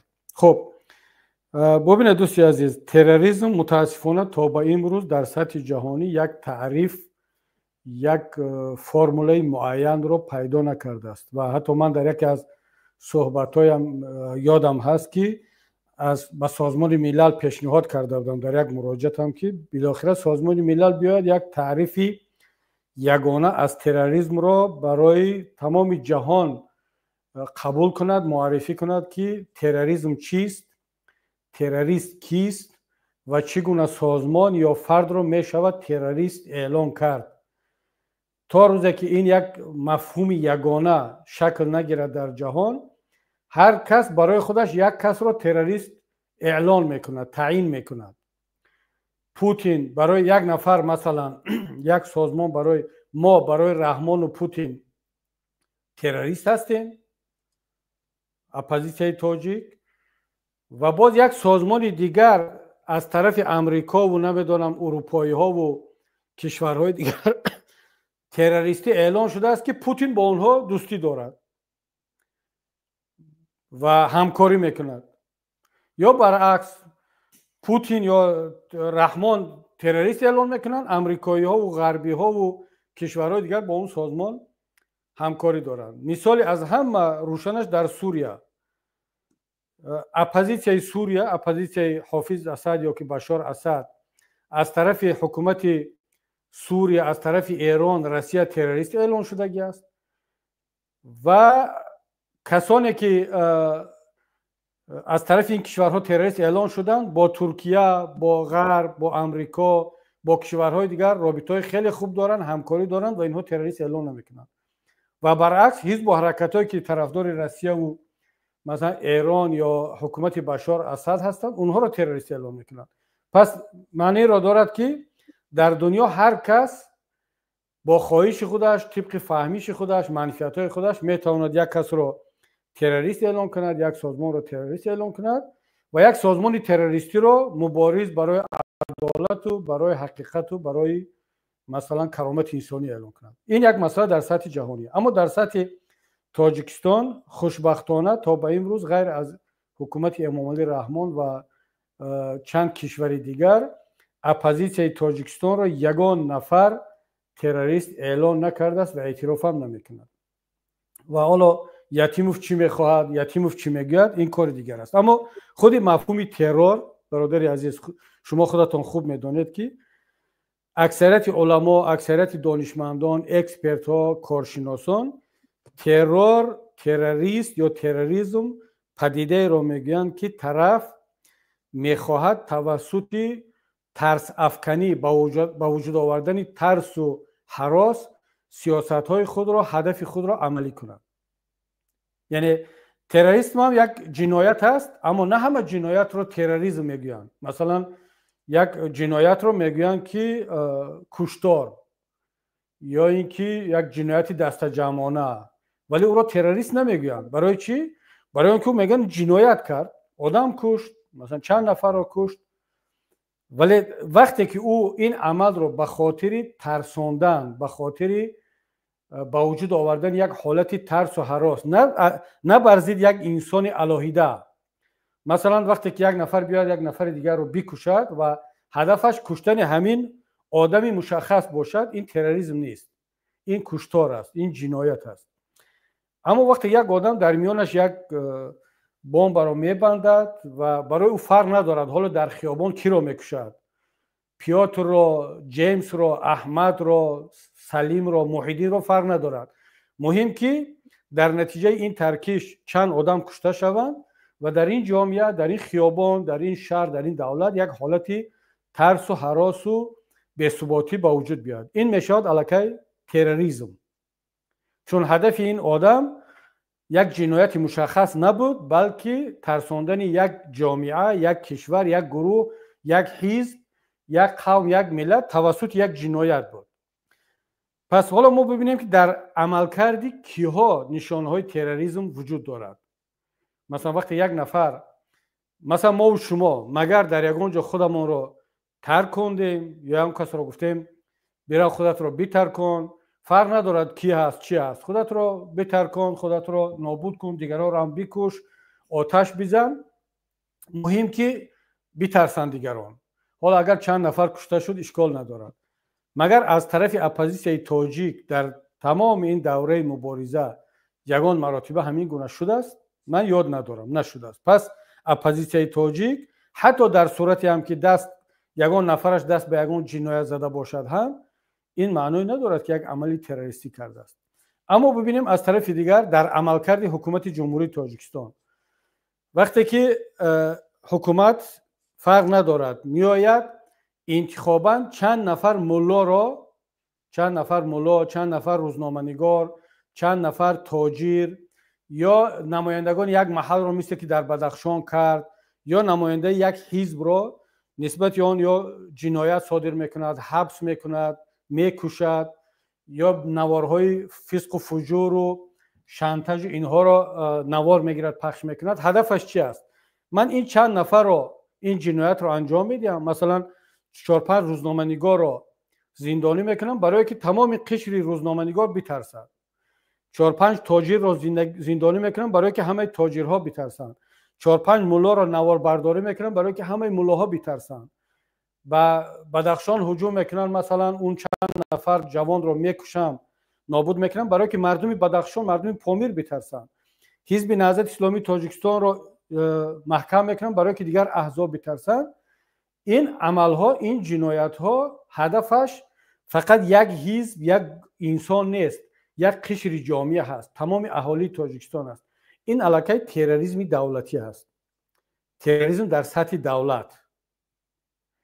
و وقتی که ما مفهوم تروریسم رو شرح و تفسیر میکنیم باید که به عمل انسان و به نتیجه های آن بها داد، نه اینکه یک کس جنایت کرد خب هر کسی را که دلم میخواهد من تروریست اعلام کنم، این طور نیست. و بنابراین همین من در تاجیکستان اگر تروریسم هست، وجود دارد که هست، من در این شک ندارم، در دو گروه هست. یک گروهی که رفتن به داعش پیوستند و مثلا در سوریه، در عراق، در افغانستان هم حالا براشون فرق نمیکنه که این شهروند کی هست، این افغان، تاجیک، سوریگی، این مسیحی است، مسلمان است، شیعه است، سنی است، یزیدی است، مهم که کشته شود و توسط این کشتار او پیام بفرستد به دیگران که ما میتوانیم بکشیم. این علاقه تروریسم است. یا در عملکرد حکومت تاجیکستان من 100% نشانه‌های تروریسم را میبینن و این رو تمام کارشناسان میدونن. اما چون میگن که победитель всегда прав، چون وقتی که وایها قدرت دارند و کارشون به نتیجه میرسد و در تاجیکستان کسی نیست که عملکردهای آنها را بهای حقوقی بدهد به دادگاه بکشد، امروز حکومت تاجیکستان هم خودش دست به تروریسم میزند و هم مخالفین خود را به تروریسم متهم میکند. اما روز فرا خواهد رسید که تمام این عملکردهای هم اپوزیسیا، هم حزب نهضت، هم ما و شما، هم حکومت تاجیکستان در ترازوی قانون گذاشته می شود. اونه که دست به تروریسم زده است اون نام تروریستی رو میگیرد، اونه که دست به جنایت زده است جنایتکار است، اونه که فقط یک عمل اپوزیسیونی کرده است، از حق خودش دفاع کرده است و طلب کرده است، اون بیگناه اعلام می شود همچون یک شهروند عادی که حق خود را طلب کرده بود. من باور دارم که دیر زود برادر عزیز این روز فرا خواهد رسید. فقط از ما میماند که تلاش کنیم که این روز را نزدیکتر کنیم. تشکر زیاد استاد. اما همین یک مسئله دیگر گفت درباره بوز. ببینید برادران عزیز، اصلا بوز این مفهومی حقوقی نیست، مفهومی سیاسی نیست. این در لهجه تاجیکی در لکسیکون سیاسی تاجیکی پیدا شده است به معنای همون کزیالی که در زمان روسی هست و معمولا این اگه باری حقوقی ندارد اما باری معنوی، باری حالا بگیم که یک کمی اخلاقی دارد و من طرفدار آن هستم که از استفاده این گونه اصطلاحات، کلمه ها اصلا ما اپوزیسیون تاجیک خودداری کنیم، اصلا استفاده نبریم. و اگر واقعا کسی اثبات شود که مثلا یک نفر اپوزیسیون است یا در صفهای ما هست یا خودش رو در صفها جا کرده است یا در اول آدمی درست بود و مبارز بود، بعد تحت فشار، تحت عامل‌های گوناگون شروع کرد به همکاری به هر شکلی که باشد. همکاری به هر شکل میشود. شرط نیست که شما همکاری در پیشونتون بنویسید که من همکاری مثلا حکومت امام علی رحمان هستم و این شکل‌های گوناگون دارد. اگر این اثبات شود یا فکت هست، این رو چرا ما باید بوز بگیم؟ این میشود گفتن که این آدم همکاری با حکومت دارد، یعنی یک نفری هست که با مقامات با این شکل همکاری میکند. باز تکرار میکنم همکاری شکل‌های گوناگون دارد. اما ببینید دوستان عزیز، برای کمک کردن به یک دیکتاتور حتما خائن و بوز و خبرکش بودن شرط نیست، بعضا احمق بودن کافی است. یک انسان مبارز است، نیتش نیک است، نیت خیر دارد، اما چون احمقی جزئی همون فطرت و طبیعتش است و دیگر خودش رو کنترل کرده نمیتواند، دیگر دست به کارهای میزند که حتی بدون آنکه کسی او را بوز اعلان کرده باشم یا خائن اعلان کرده باشم، الکی خودش حس میکند که این رفتارهای من، این کارهای من در قالب فرهنگ سیاسی و معمولی نمیگنجد ولی اون دیگر هیچ ربطی به خیانت و به بوزی ندارد. این دیگر یک مسئله کاملا جدا است که بیشتر به احمقی و به نشناختن وقت و زمان هست. دیگر تشکر زیاد. حالا الهام جان خوش آمدید. اگر به استاد یگان سوال داشته باشید بفرمایید. یکی سخنرانی خودتان بعد از اینکه من یک پیشنهاد دارم شوکت جان. حالا الهام جان صحبتشون رو شروع کنن، ما هم در خدمت برادران هستیم انشالله. اگر به ما رخصت داده شد، چون هنوزم از گریپ پوره رها نشدم، احساس کرده ایستاده و طول 2 هفته بیمار بودم و خدا را شکر که این دومین افیرم بعد از دیروزم با رسلان ایسین داشتم، ولی انشالله در روزهای بعدی باز در خدمت شما و دیگر برادران هستیم. الهام جان صحبتشون رو آغاز کنن، من حتما میشنوم، همچون شنونده از یوتیوب تماشا میکنم، اما حالا با اجازت شما من مرخص شوم. بسیار خوب، تشکر زیاد استاد برای شرکتتون. و بعد یادم نرود برادر محمد تقایف سوال داد و تا جای من درک کردم مضمون سوالش رو یا ملاحظه‌اش رو. انشالله در یک فرصت دیگر در یک صحبت دیگر حتما با اون برادر من جواب خواهم داد، صحبت خواهیم کرد. عذر ما رو به ایشان برسانید، چون ایشان فکر نکنن که ما با سوال اون جواب ندادیم، بلکه پورا سوالش رو نشنیدم، اما انشالله در یک صحبت دیگر حتما جواب خواهم گفت. تشکر زیاد. سلامت باشید. خدا نگهبانتون باشد. در خانه خدا باشید. بعدی سلامت باشید.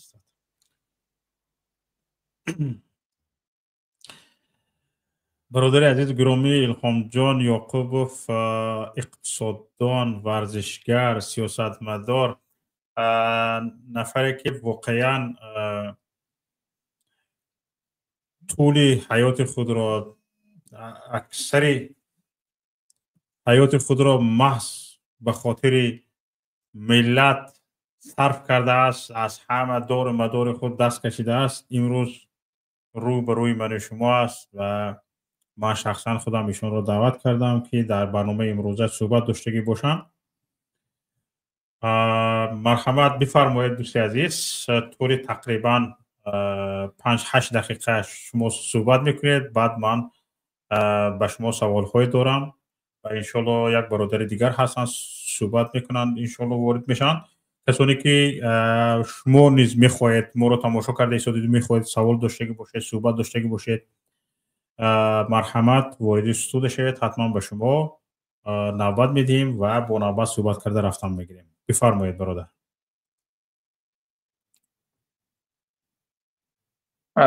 سلام علیکم شوکت جان، راوی برنامه و برادران و عزیزانی که ما را تماشا میکنند.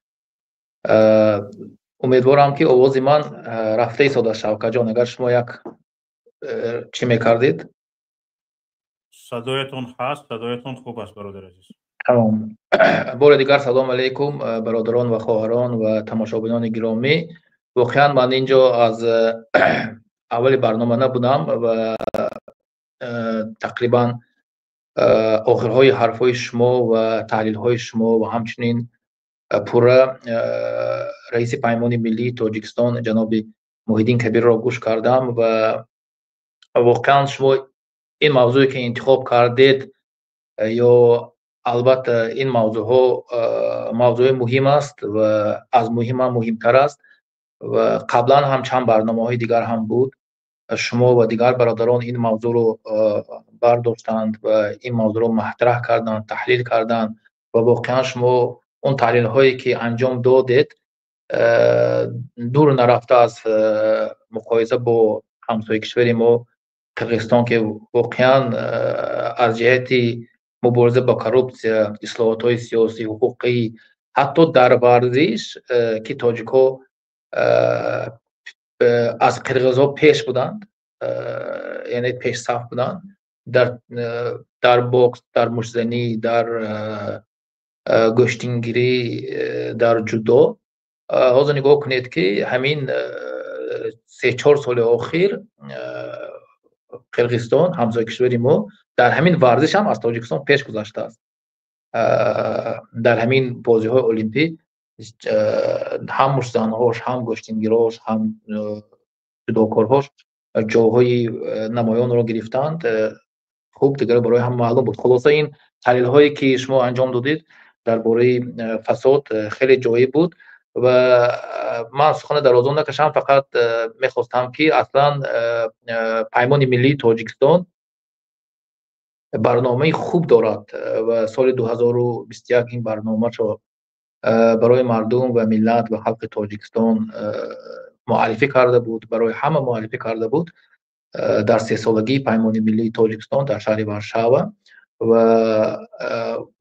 اصلا کل این برنامه پیمان ملی تاجیکستان رو میتونید از سایت آزاداندیشان که سال 2021 به نشر و چاپ رسیده بود اون رو هم برگرفته از آن استفاده برده همه میتواند. این ما اصلا کمبودی خودی پیمان ملی تاجیکستان همین است که برنامه خوبی خودش رو تا اون درجه که ما و دیگر اعضایان پیمان ملی تاجیکستان و شورای پیمان ملی تاجیکستان میخواست تا اون درجه پهنونش نکرده، چون این برنامه خوب است، واقعا خوب است و شاید یگانه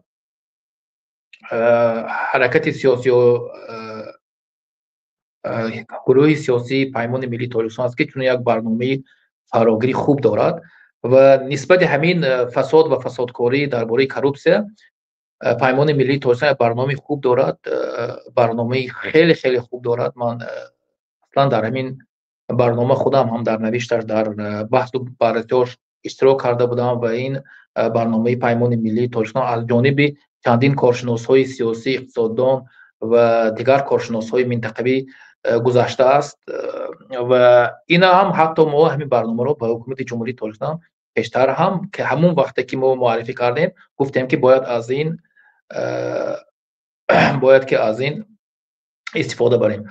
خلاصه کلان من میخواستم که برنامه پیمان ملی تاجیکستان رو درباره فساد و فسادکاری چگونه باید مبارزه برد و خلاص شد. حالی برادر محمد درباره اون مسئله هایی که اون مردم پیشنهاد کرده است که باید یک راه نظامی انجام شود، اصلا این هم خوب است، ولی ببینید که ما همیشه یک جزء مردم همیشه میخواد که حرکت های سیاسی، حزب های سیاسی باید یک برنامه خودش را برای مردم معرفی کند و دستگیری مییابد و همین برنامه پیمان ملی تاجیکستان بولای کلتون از اکرام بیرون شده است، همین کمتر نستروکه کنید.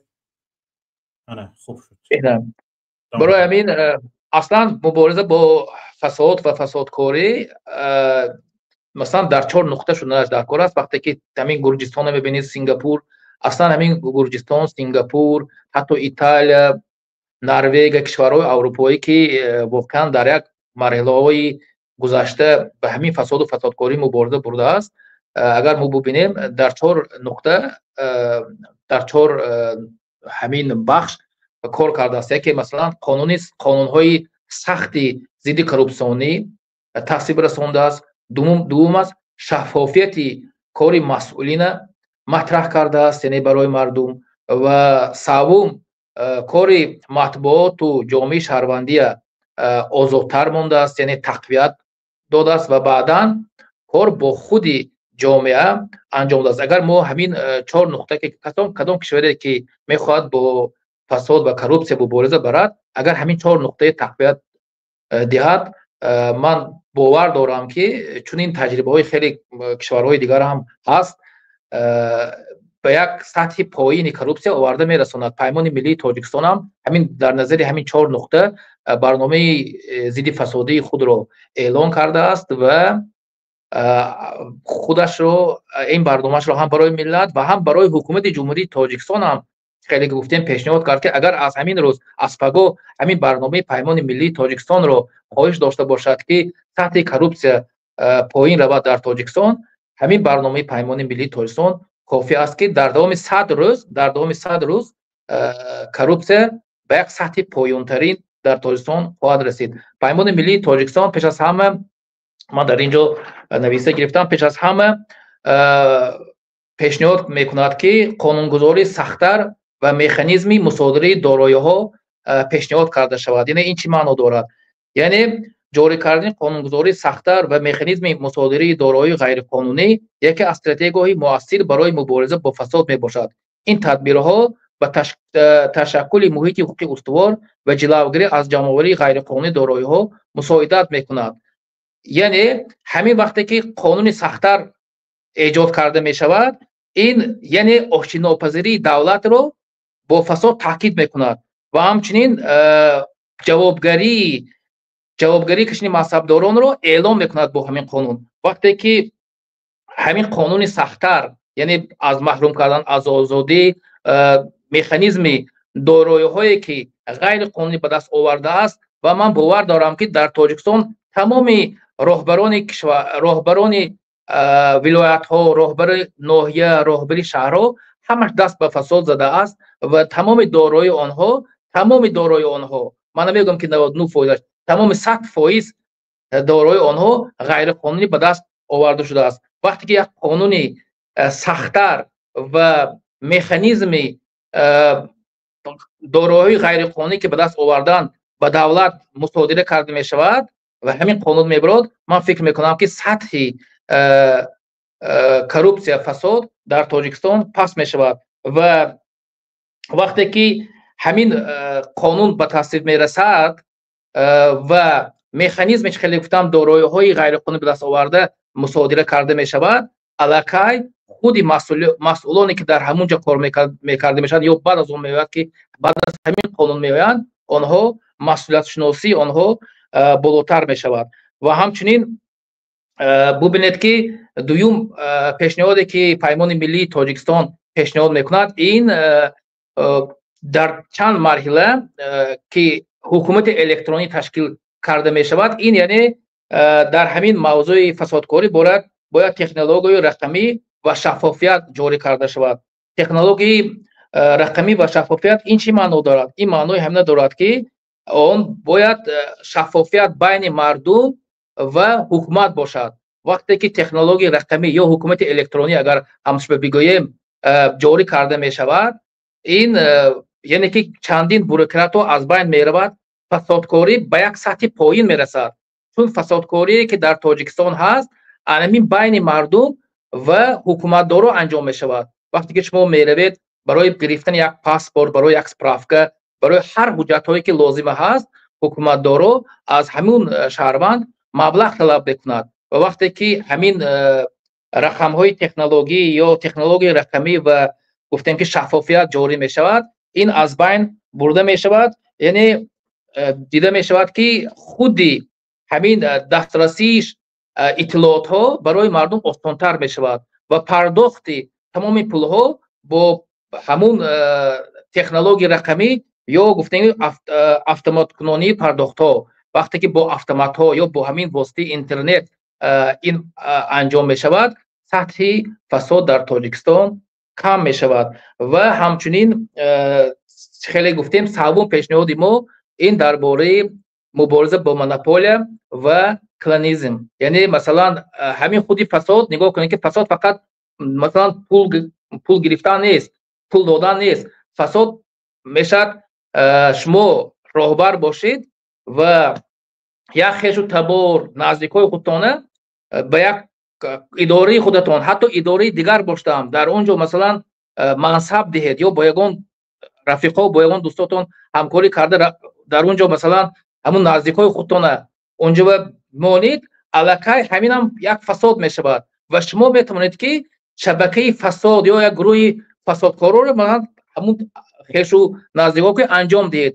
барои ҳамин дар Тоҷикистони майни шумо ҳамин клонизм ки ҳамин хешу таборро ки вобаста аст, дар Тоҷикистон бисёр ҳамин чиз дида мешавад.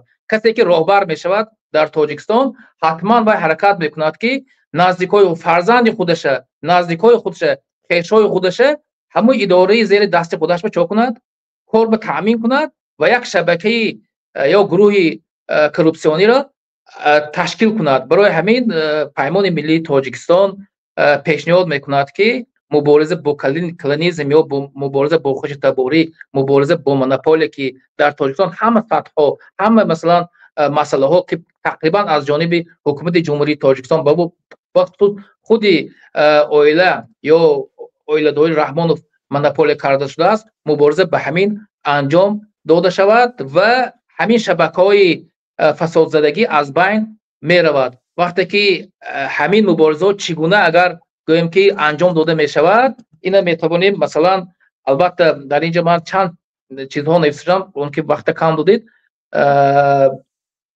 ба хотири он ки чанд чизро нагуфтам.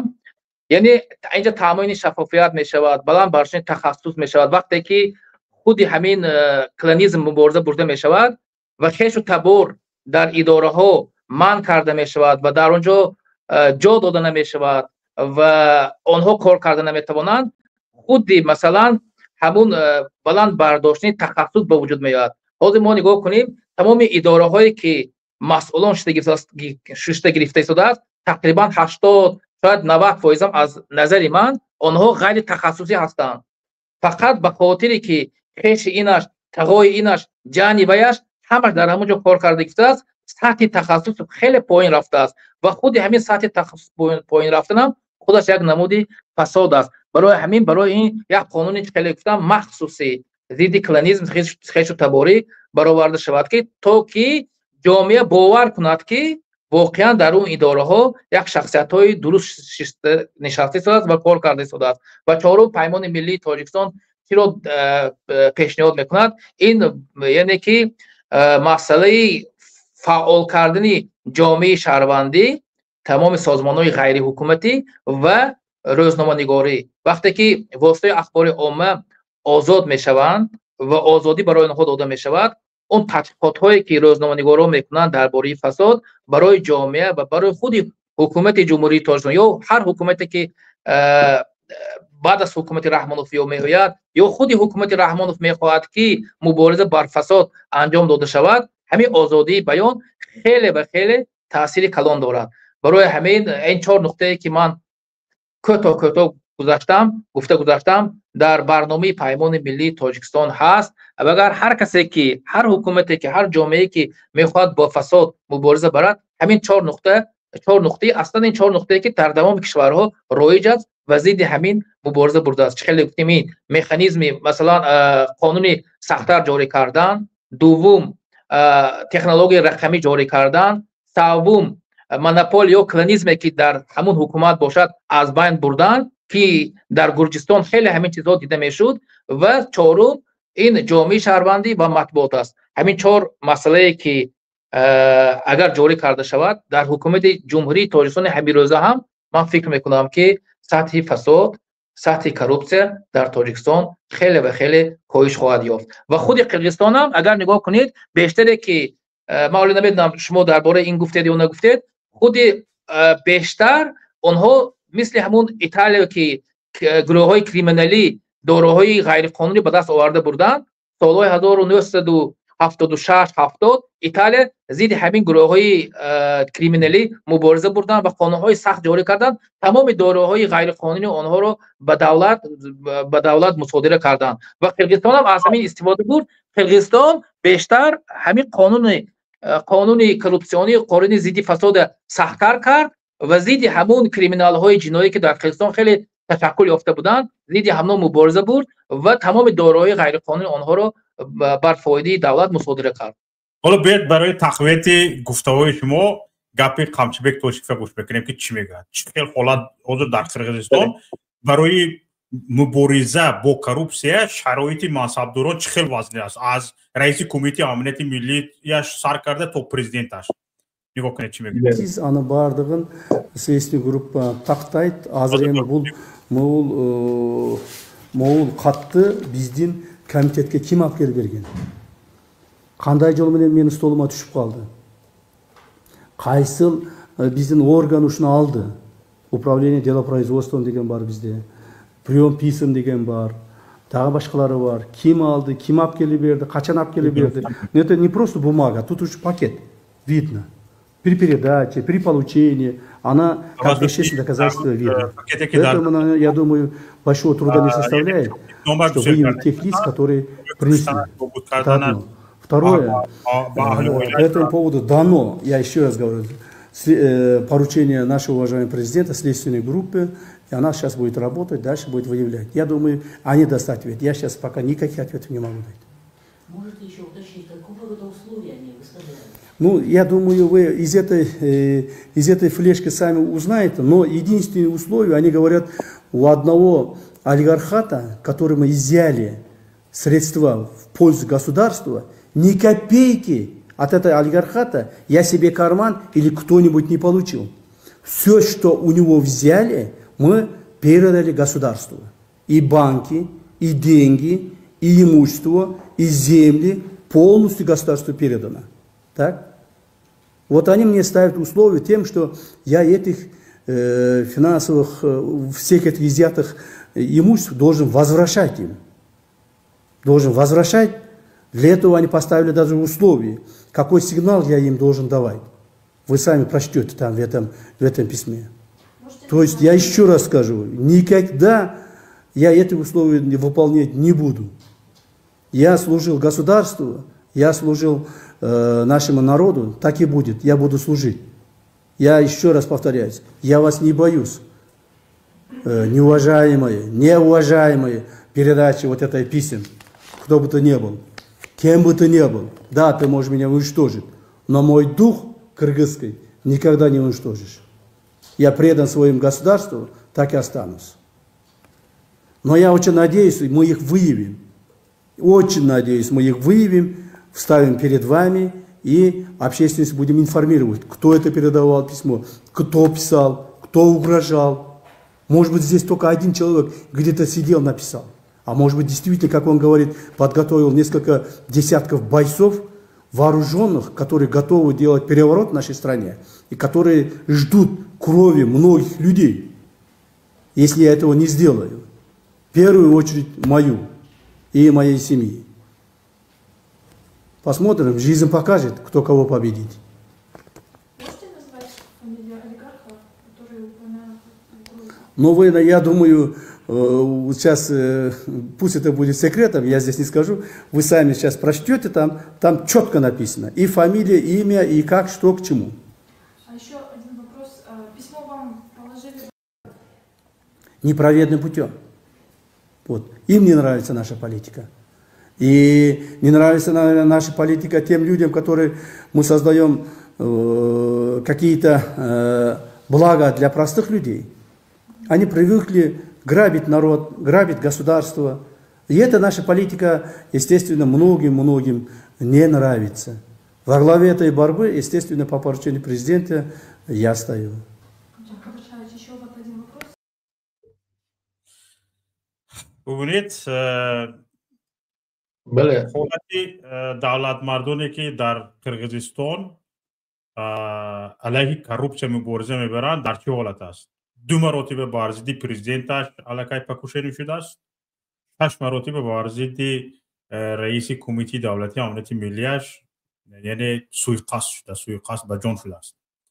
حتی اکوب کوفته یعنی تونل کوفته به همین راهی که میگذارد به جانش سوءقصد کردن و حتی یعنی ساختن خیلی مشکل است، ویران کردن آسان است.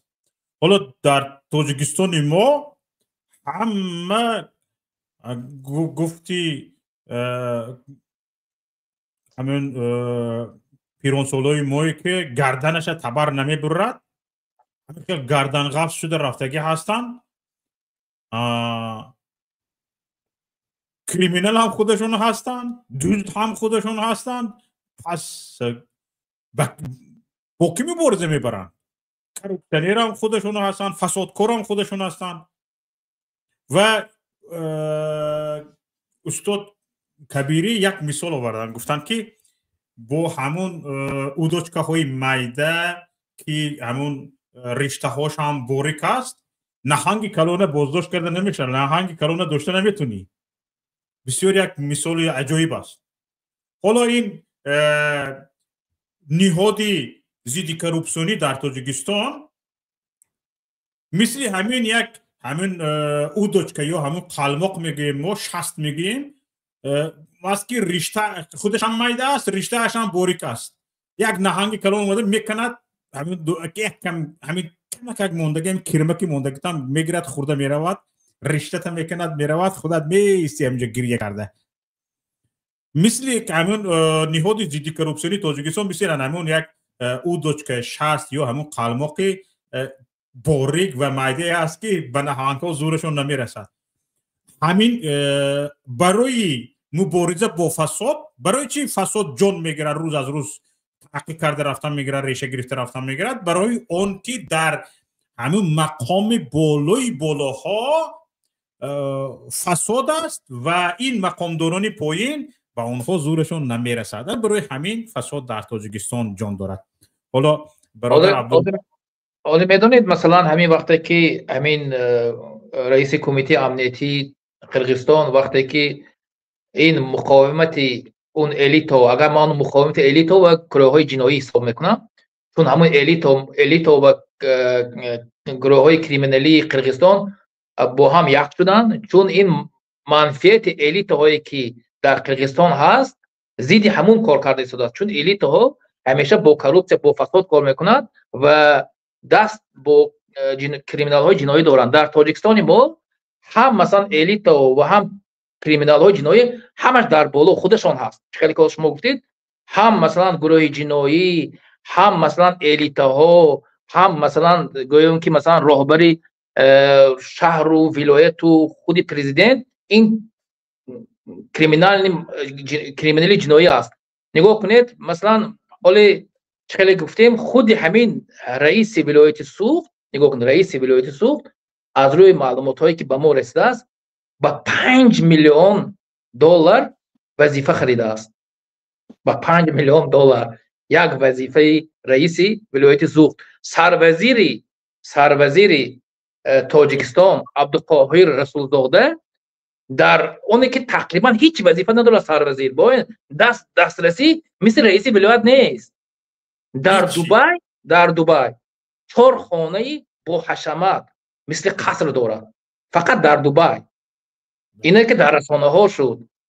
ولی در تاجیکستان، در مسکو، که در روسیه، خیلی روسیه دوست می‌دارد، خیلی خیتای رو دوست می‌دارد، چقدر مثلا آنها خانه و قصر داشته باشند. درست؟ در دبی که داشتن حتما در روسیه دارن. بله حتما دارن. در فقط نام زنش، نام دخترش به چقدر، نام پسرش به چقدر، چون از نام خودش کردن میترسند، چون وای دارایی‌ها غیر قانونی به دست آمده است، با واسطه فساد، با واسطه مثلا کروپسیا به دست آمده است. برای همین سنگاپور، گرجستان، دیگر دولت‌ها وقتی که همین مثلا مصیبت درشان بود، همین قانونی یا مکانیزمی دارایی همونها رو گرفتن به تصویب رساندن. چقدر دارایی غیر قانونی که منصبدارا به دست آورده بود، همین مکانیزمش مثلا به اجرا رسوند که مثلا این قانونی قطعی است. یک کمیته مخصوص تشکیل کرده، کمیته مخصوص که فقط با همین کاری منصبدارا وظیفه آنها، یعنی کاری منصبدارا است که چگونه آنها در کجا دارایی‌های غیر قانونی دارند، همش دولت به چیکار کردن؟ به منفی دولت مصادره کردن. برای همین وقتی که یک حکومت نو در تاجیکستان میاد، حتما قانونی مخصوصی کرپسیونی به تصویب میرسد، اونجا محکمه مخصوص میشود و یک کمیته یک نظارت دائمی، مثلا کمیته نظارتی حتما خواهد شد. این پیشنهادها خیلی درباره کرپسیا زیاد است، ولی در تاجیکستان من شما همین رحمانوف همین کماندش کردی، همین نیمی کماندش از بین رفتن، ضد کرپسیا هیچ مبارزه نمیبرد و ضد همین کرپسیا رو هم مبارزه نمیبرد، چون که خودشون خیلی که شما گفتید اینا دست دارد. من عبدالله جان چی نکنم، با کرپسیا مبارزه پر گفتن به امام علی رحمان خودکشی کردن گفتن گپ است. با خودش خیلی مبارزه میبرد. با خودش خیلی مبارزه، یعنی ما باید مبارزه بردن در کار با وقتی یک عبدالله برنامه زنده باشید. رحمت الله و برکاته. تشکر زیاد که دعوت ما رو پذیرفتید. سلامت باشید، سربلند باشید. در مسئله همون قرقیزستان 125 میلیارد دلار گفته است. خیلی که بزرگوار کبیری گفتن که این نه اینکه فقط پول‌هایی که از جانبی گویم که دزد و راهزن و پیشین سیاستمداران و یا که تاجران گرفته شده است، بلکه همون بایگری‌هایی که از گویم که شخصی هم شده بود در وقت دیگر، حاکمیت‌های دیگر اونها هم کشیده گرفته باشند. لیکن یک چیزی که هست که البته گپ‌های قمچیبک تشیع و ما باید یک مبارزه با کرپسیا ندانیم. کلا بعد از به حاکمیت آمدن صادر جعفرов، قمچیبک و صادر جعفرов یکی دوستان نزدیک هستند. اینها آهسته از یک دولت آزادی که در آسیای منطقه حساب میشد قرقیزستان به یک دولت دیکتاتور تبدیل داده ایستادند. کارهای عملهایی که اونها انجام دادند، امروز در قرقیزستان تظاهرات کردن اجازت نیست. کلا به نزدیکی حتی که نفرها خواستن که تظاهرات کنن، اینها چیکار کردن؟ اونها رو ترساندن، دیگر کارها کردن. حتی که اینها امروز میگوید که میلیون ها دلار ما به بودجه دولت وارد کردیم، لیکن یک ژورنالیستا بودن، نزاویسمی ژورنالیستا در قرقیزستان، تیمور لایف میگفتن، البته دزدی ها و خصوصی گرداندن مثل کارخانه های دولتی، نفت بازه ها، زپرافکا ها از جانب قمچیبک تشیع و صادر جعفرov، اونها چیکار میکردن؟ با مردم آشکار میکردن. حتی همون تیمور گفته که نفرش چیکار کرد؟ از قرقیزستان گرفتن، زندان کردن، بعد به روسیه دیپورت کردن. برایش حتی که کمانده اونها را امروز زندان کردن. بعدین از یکی نزدیک رفیقان اونها قمچی کلبایف گفته که یک نفری که وارزکان میگفتن در قرقیزستان، این تصدیق شدگی است با صادر جعفرov، با چی قمچیبک تشریف اینها رفیق بودند، دوست بودند. از یکی انسان‌های افریتیتی گویم که قرغیزستان حساب میشد، اونا چیکار کردن؟ کشتن، نابود کردن. بعدی کلی مال و ملکش رو چیکار کردن؟ اینها مصادره کردن. بعدین یکی از نفرهایی که رحیمبک مطرئیموف، یکی از میلیاردرهای قرغیزستان چیکار کردن؟ اونها هم بالاش فشار آوردن، اون دولت ترک کرد، گریخت رفت، باز باید پس آوردن و این نفر تقریبا 260 میلیون دلار به بودجه دولت برگردوند. این نفر سابق جانشین سردار خدمات قرغیزستان بود، گمرک قرغیزستان بود. از برای همین امروز در قرغیزستان اگر که در حقیقت نگاه کنیم سیاست این دو نفر نابود کردن کلی مخالفین و آهسته آهسته این امروز به بودجه دولت بیاید، فردا این نفرها یک دولت بنیاد میکنند، دولت یک دیکتاتوری که مانند امروز در تاجیکستان است. من این گونه میبینم. لیکن مسئله که گویم هر وقتی که یک پرزیدنت وفات میکند یا که قدرت حاکمیت به دست دیگر نفر، از یک نفر به دیگر نفر میگذرد، همه وقت چیکار میشود؟ حاکمیت نو، نفرهایی که در حاکمیت کهنه پیشینه خدمت میکردن، صاحب مال و ملک شدن، اونها را شکار میکنند. حتی که بعد از آمدن قاسم جان توکایف با بهانه گازپرورات یا که تبادلات چندین نفرها را زندان کردند. چندین اولادهای مثال پیشینه سابق پرزیدنت قزاقستان مال و ملکش مصادره شد. بعد از مرگ کریموف، میرزیوف به حاکمیت آمد، از یکی بازارهای کلانترینی که در تاشکند هست ابوسخی نام دارد، اون چیکار کردن؟ از لولا دختری کریموف مجبوری خش و تباری چی میرزیوف از آن خود کرد.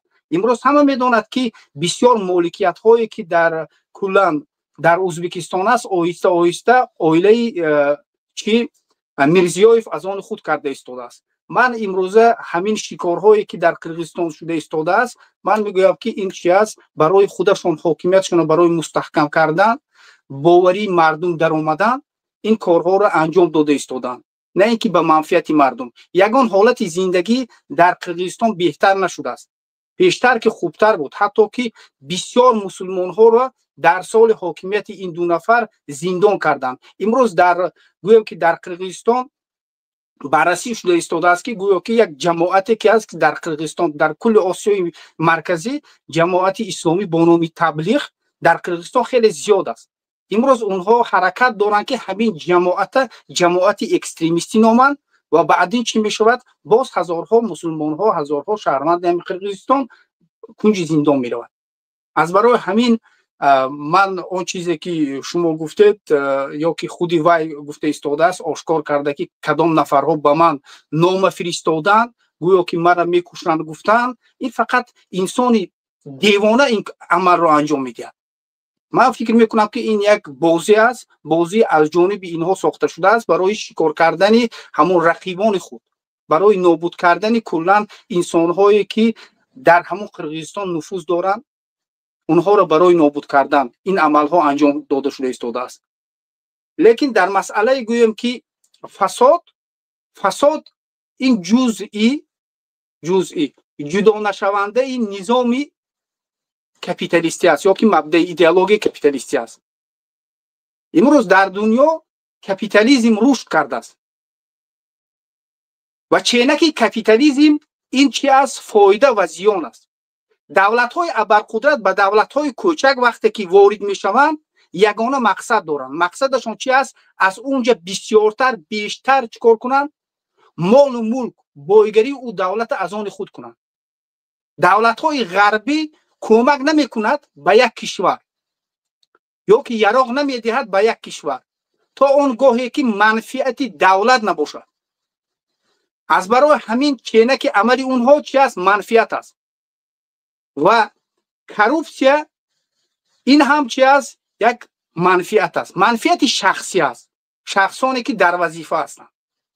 و امروز کلا که نفرها رو وقتی که سوال میکنین مقصد حیات چیست، اونها جواب میدن که کریره، یک وظیفه بالا боломақом соҳиб шудан, соҳиби мошин шудан, соҳиби гӯем ки дворец хонаҳои баланд ошёна шудан, зиндагии хуб кардан, фарзандҳоро хонадор кардан. лекин вақте ки ин гуна мақсад аст ва инсоне ки баъд аз хатми мактаб ба ягон вазифа меравад, ягона мақсадаш чи аст? бисёртар пул ба даст овардан аст. ва дар ин ҳолат чӣ мешавад? онҳо аз барои нафси худашон, нафсу ҳаваси худашон мардуми оддиро маҷбур мекунанд ки ба онҳо ришва диҳанд. ҳатто ки имрӯз дар Тоҷикистон вазифаҳои поён хеле ки гуфта гузаштед барои пул фурӯхта мешавад. ин ошкор аст дар Тоҷикистон. ва имрӯз агар ки Аврупоро назар кунем, дар гӯям ки дар табақаҳои поён ришвагирӣ, ришвахӯрӣ, фасод нест. полиси Аврупо ёки полиси Амрико, давлатҳои ғарбӣ чӣ намегиранд, пора намегиранд. ва мардум ҳам ҳамин гуна тарбия кардаги ҳастанд ки пора надиҳед. агар ки ягон кас пора талаб кард, чикор кунед? марҳамат, муроҷиат кунед ба прокуратура, суд ва болои ин қазия чӣ мешавад? таҳқиқот гузаронида мешавад. албатта дар зинаҳои поён ин чиз нест, лекин дар зинаҳои боло ин чиз мавҷуд аст. дар табақаҳои болои ҳокимияти давлатҳои ғарбӣ ин чиз мавҷуд аст. ман бисёр ҷамъ накардам, камтар мегӯям дар 4 давлат. аз яке мисол имрӯз дар Фаронса 25 депутатҳои ҳизби иттиҳодияи миллӣ Марин Лепен имрӯз бо чӣ муттаҳам шуданд? Фаронса онҳоро бо чӣ муттаҳам кард? бо фасод. 6.8 миллион евро чикор кардан онҳо? моликияти давлата аз они худ кардан. албатта дар вақти соли 2002 чемпионати ҷаҳонӣ дар Қатар буд. полиси Белгия чандин депутатҳои Европарламента дар хонашон 750,000 евро ёфт. барои чӣ? онҳо дар ҳамон Қатар барое ки чемпионати ҷаҳонӣ гузарад чикор кардан? ҳамон минтақаро барои интихоб кардан ҳамин қадар пул гирифтанд. ё ин ки гӯем ки аз яке 70 кормандони идораи манзили Нью-Йорк имрӯзҳо дар додгоҳ ҳаст. тақрибан чанд қадар $2 миллион аз они худ карданд. аз яке Роберт Менденс намояндаи демократҳо 17 сол дар вазифа буд. намояндаи демократҳо дар штати Нью-Ҷерси $500,000 бо чандин қадар бо тилло чикор кардан? уна дастгир кардан бо фасод. албатта фасод куллан нобуд карда намешавад агар ки низоми дуруст набошад ва мақсади инсонҳо дуруст набошад.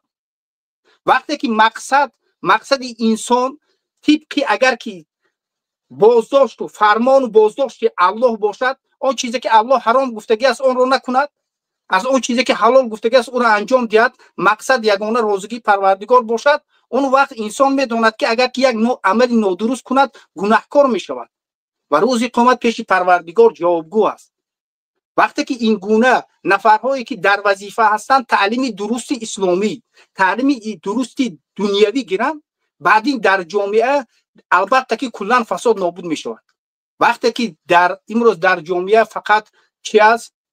брендҳои фақат рекламаҳои мошинҳои хубу, хонаҳои хубу, рекламаҳои хуб. мардум чи аст? фақат ягона мақсад доранд, мақсадашон бисёртар пул ба даст овардан аст.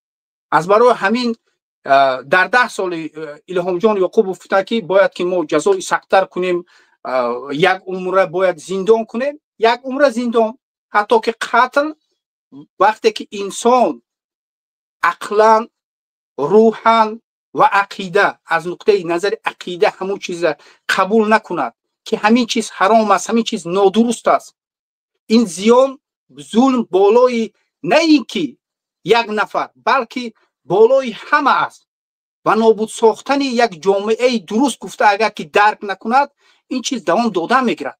дар 10 соли охир дар Чин зиёда аз 10,000 инсон қатл шудааст.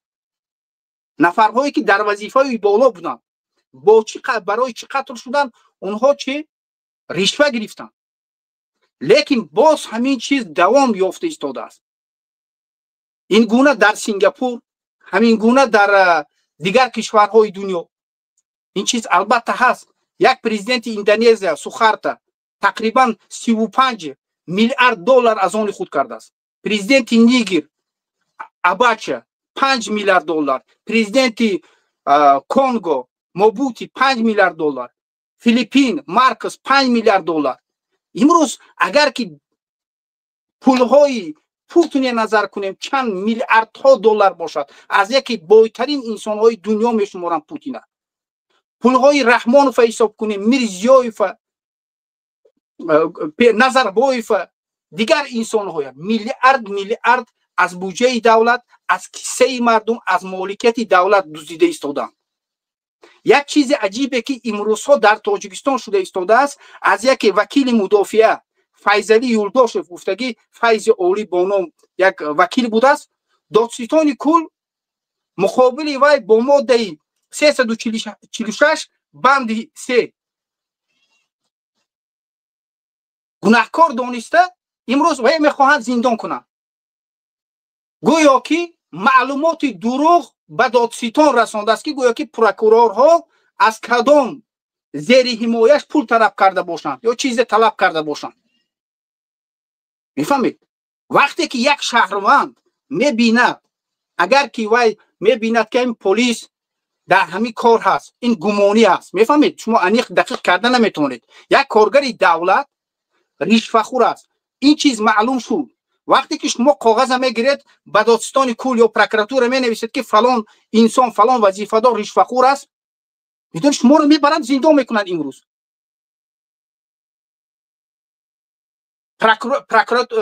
прокурорни овозтон намебиёяд ко овозтон намебиёяд ришвахӯр охир ҳамун шариккори худаш аст бале барои чӣ ина нигоҳ кунед ки прокурорский надзор бояд бошад вақте ки аз шаҳрванд ё ки чӣ мегӯям ба забони тоҷикӣ аз ёдам баромад прокурорский надзор ҳамон дар ҳамин прокуратура як чӣ мешавад як кабинети алоҳида мешавад кулли болои прокурорҳо чӣ кор мекунад идора мекунад назорат мекунад назорат ҳатто ки болои полис болои вазорати амният болои кулли ҳамин чизҳо ҳаст вақте ки прокуратура худаш ҳамин назорати иҷрои қонун аст бале боз дар дохили прокуратура боз як чӣ аст ки филиал аст ки болои худи прокуратура назорат мекунад ҳамин гуна дар куллан дар сохторҳои қудратии давлат вуҷуд аст вақте ки болои як прокурор ин вакил шикоят менависад ин прокурорҳо чӣ кор мекунанд муқобили ин вакил ҷиноят боз мекунанд имрӯз ин вакила аз 5 сол то 8 сола ба зиндон равона кардани ҳастанд мефаҳмед баъдин кадом нафар кадом шаҳрванд болои як полис болои як коргари вазоратҳо бошад дигар мисолига прокуратуру суду ва дигар вазоратҳо ки шикоят мебарад мефаҳмед вақте ки вакила мебаранд зиндон мекунанд инсоне ки на аз қонун бохабар аст на аз конститутсия бохабар аст вакиле ки вай қонуна об карда хӯрдагӣ аст бале имрӯз имтиёз дар як кишвари мисли Тоҷикистон вакил ларзида кор мекунад бале медонад ки оқибати ҳамин кораш чӣ аст вай гуфта истодааст охир ман ба интернет нагуфтам ба расонаҳо нагуфтам оҳиста как ба худатон гуфтам охир ҳамин дидаю дониста расонидани дурӯғ мегӯяд аз куҷо медонад ва тахмин мекунад ва шаҳрванд тахмин мекунад гумон мекунад менависад баъдин ин ҳақиқат дорад ё ҳақиқат надорад бояд ки прокуратура суд ва дигар таҳқиқ кунад баъд аз ки таҳқиқот ки анҷом шуд гӯяд ки мо дар ҳамин амалҳои ҳамин нафар чӣ ҷиноята надидем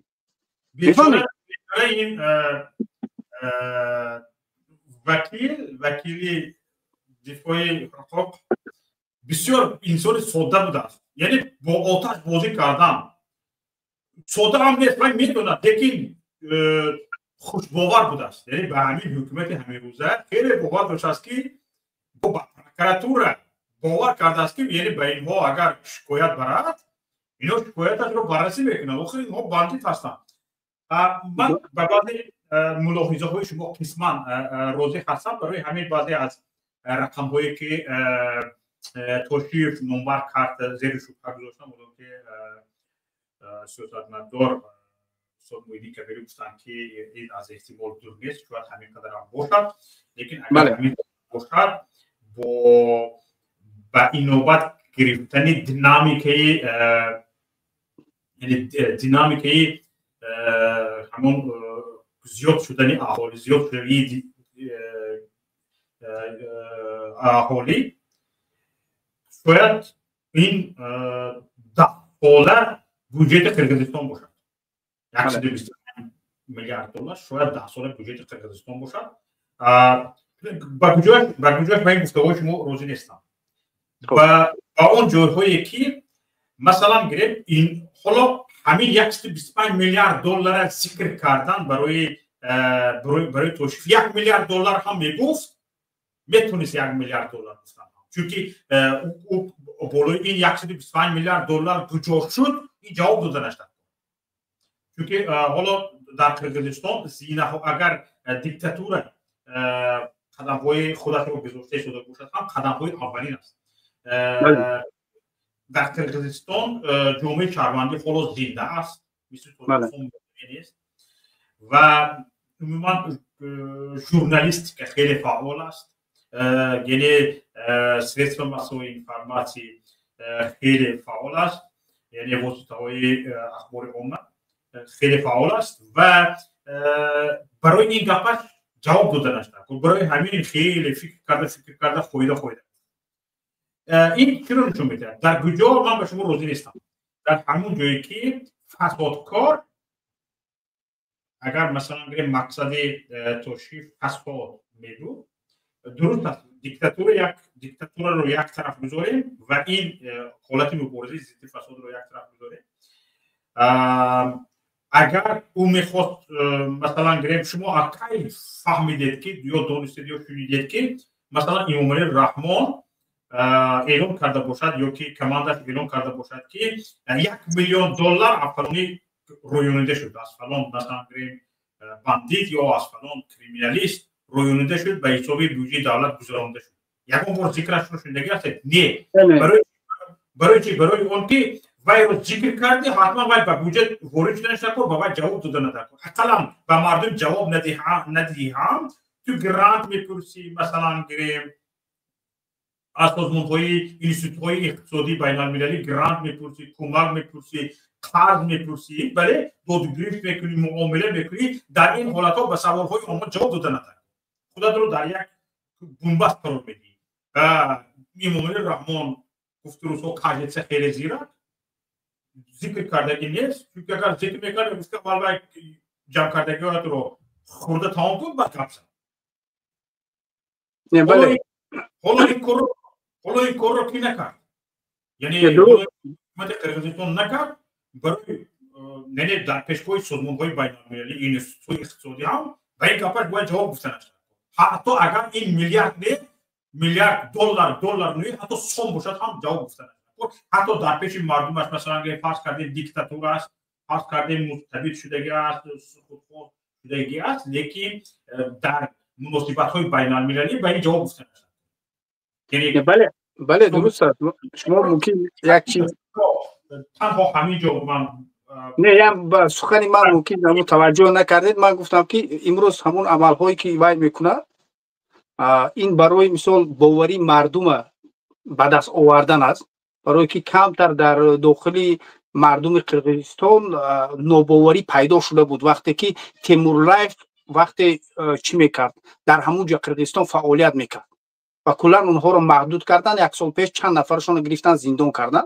بعد امروز مقابلی این 2 نفر چی نیست از جانب ژورنالیستان آزاد اینقدر تحقیقات ها نیست میفهمید حتی که خیش و تبار و دودری مثال تشریف در کان طلا با طلا مثال چند کارتون طلا بود در برش استادگی بود همین چیزها البته این چیزها رسانه‌ای شده بود، لیکن من میگم که همین سناریویی که امروز در قرقیزستان شده ایستاده است، بسیار مثال ثروتمندان یا کرده یا که وظیفه‌دارانی که در پیشین حاکمیت پیشین خدمت کردن زندان کرده ایستاده است. من فکر میکنم فردا وقتی که حاکمیت در تاجیکستان حالا امام رحمان هم عیناً همین طوری صدر جباروف قمچبک توشیف کردگیه، امام رحمان با کماندش کردگی است. حتی نزدیکتری بله من امام رحمان درباره یک تیم گپ زدگی نیست. بله من فقط ذکر نکردم اکو برای زیاد گپ زدگی، برای که اون سناریویی که از سال مثال 92 اینجانب شد، اگر آمدن این دو نفر اگر نگاه کنید مقایسه کنید همین حتمی همین گونه است. یکم کاری که رحمانوف آمد چیکار کرد، همه کلا رکت ها سپورتسمن ها رو همش شکست. کدام نفری که با وای مثال گپ راضی شد، سپورتسمن ها به رحمانوف به همون چی خدمت کردن و بعضی هاشون حتی که با زندان شدن، زندان کردن، بعضی هاشون رو کشتن، نابود کردن. مثال اکثر سپورتسمن ها حالا درباره بود گپ رفت، یعنی کدیال امام رحمان شده.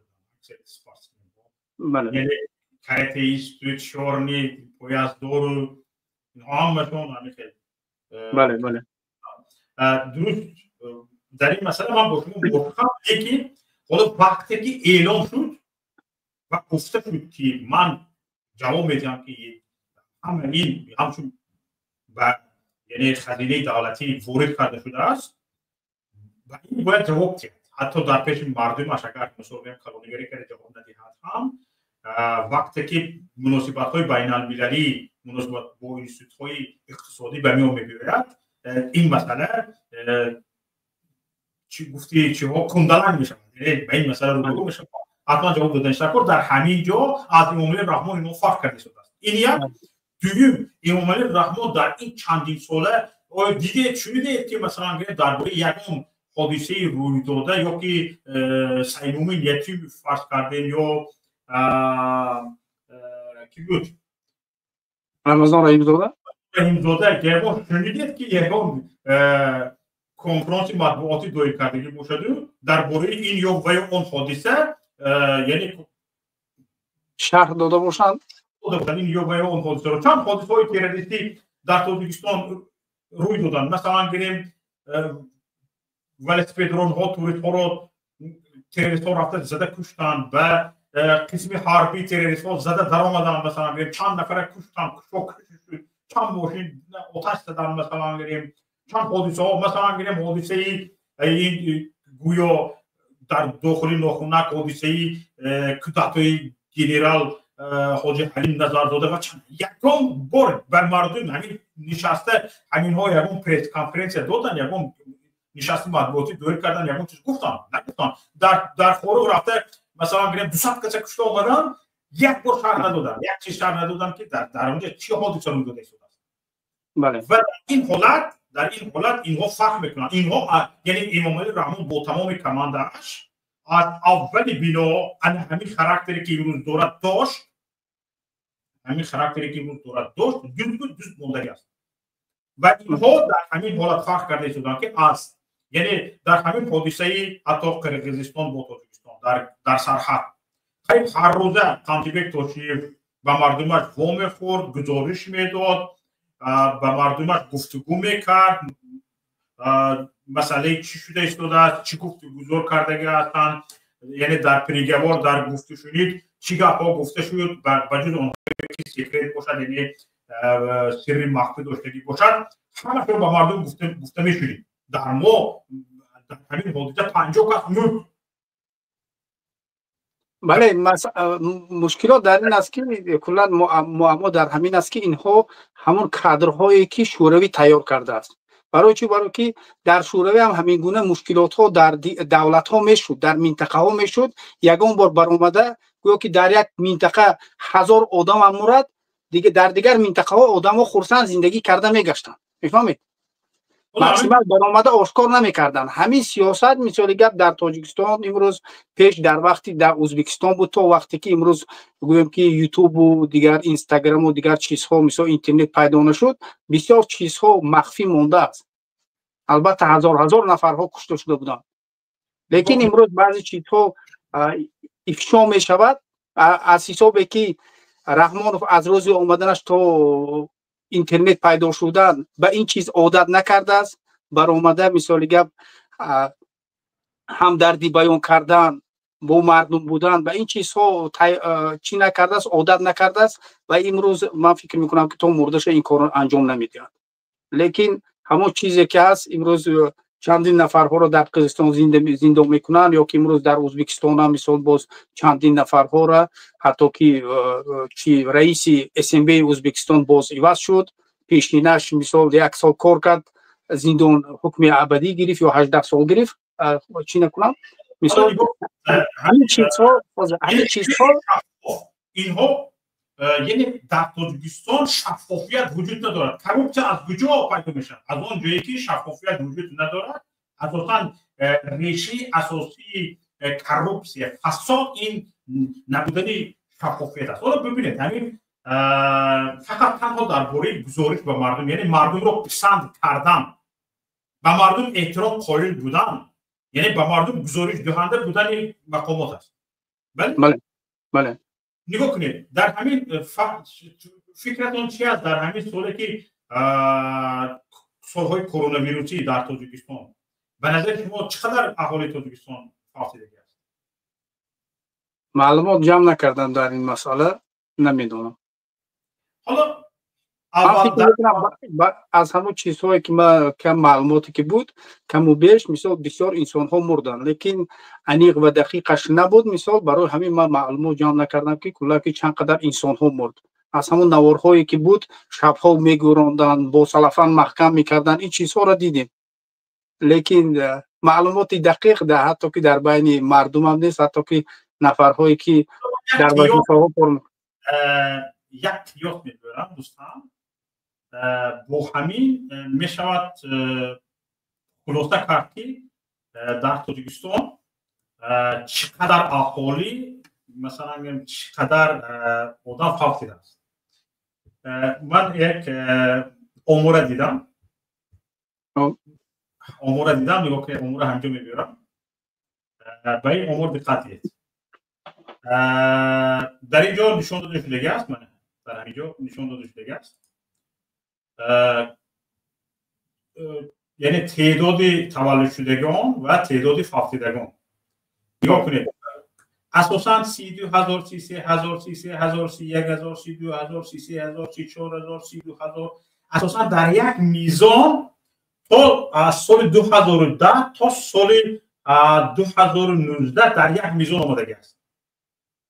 ҳамин коронавирус мебиёяд, соли 2020 ба таври автоматикӣ 10000 мурдагиҳо зиёд мешавад. яъне дар тӯли 10 сол динамика якхел омадаги аст. аллакай дар соли 2020 аҳамият дода истодед? бале 2020 хеле хурд аст. ман намебинам он чизе ки шумо гуфта истодед, онро гӯш карда истодам. ки хеле хурд аст. мана инҷо. бале баъд мебинам ин оморро баъд пайдо мекунам. 2020 40726 кас мурдаги аст. аз соли 2019 13, аз соли 2010 ба баъд ҳамин 31, 32, 33, 34, 32, 33 як бора соли 2020 мешавад. соли 2020 мешавад, яъне чӣ мешавад? ба таври автоматикӣ 10000 аҳолӣ зиёд мемурад. соли 2021 ҳам 39 ҳаст, яъне 40000 аҳолӣ, яъне боз 5000 дигар аҳолӣ мемурад. баъд соли 2022 мешавад, вақте ки коронавирус яъне аз байн рафтана сар мекунад, боз ба ҳамин ҳолати аввалияш ба 31000 32000 бармегардад. аҳмед дӯстон, бале ман ба суханои шумо таваҷҷӯҳ карда истодам, барои ки хеле майда аст. ҳаракат кардам калон кунам ки натонистам. мебинам дар ҳамин соли 2020 2021 ба таври автоматикӣ مردمی 10,000 زیاد شده است. یعنی از همین کرونا ویروس در طول 2 سال از 15 تا 20,000 در تاجیکستان مرده هستند از کرونا ویروس. سببش چی بود؟ سببش فریب دادن مردم نه در تاجیکستان کرونا ویروس نیست، کرونا ویروس آمادگی نیست. حتی بعضی دکترهای همون لگن بردار هم این گپ‌ها رو در رسانه‌ها گفتن. این در تاجیکستان، همین تاجیکستان یک جزیره هست که همین فضاهایش رو با همین چی‌های چی بود کلاهی آهنین میگود چی بود از اسرائیل گفته شده محکم کرده هستند کرونا ویروس به تاجیکستان نمیگذرد. نه امور نشان داده شده است که از 15,000 تا 20,000 اهالی تاجیکستان در سالهای 2020 2021 زیاد هفته هستند. اکنون نگاه کنید حالا در تاجیکستان امروز ما شنیدیم که پرزیدنت فرمان داده است که یعنی رقمی کنونی همون خدمت رسانی هر چیز زودتر تیزانیده شود، براه مونده شود. حکومت تشکیل کرده است از تمام با شمولی تمام وزارت کارخانه‌های مقامات اجراییه تشکیل کرده است و گفته است که حتما باید بگذارید. اگه شما نگاه کنید تاجیکستان برق نداره، چه خیلی رقم کنون این بابت می شود.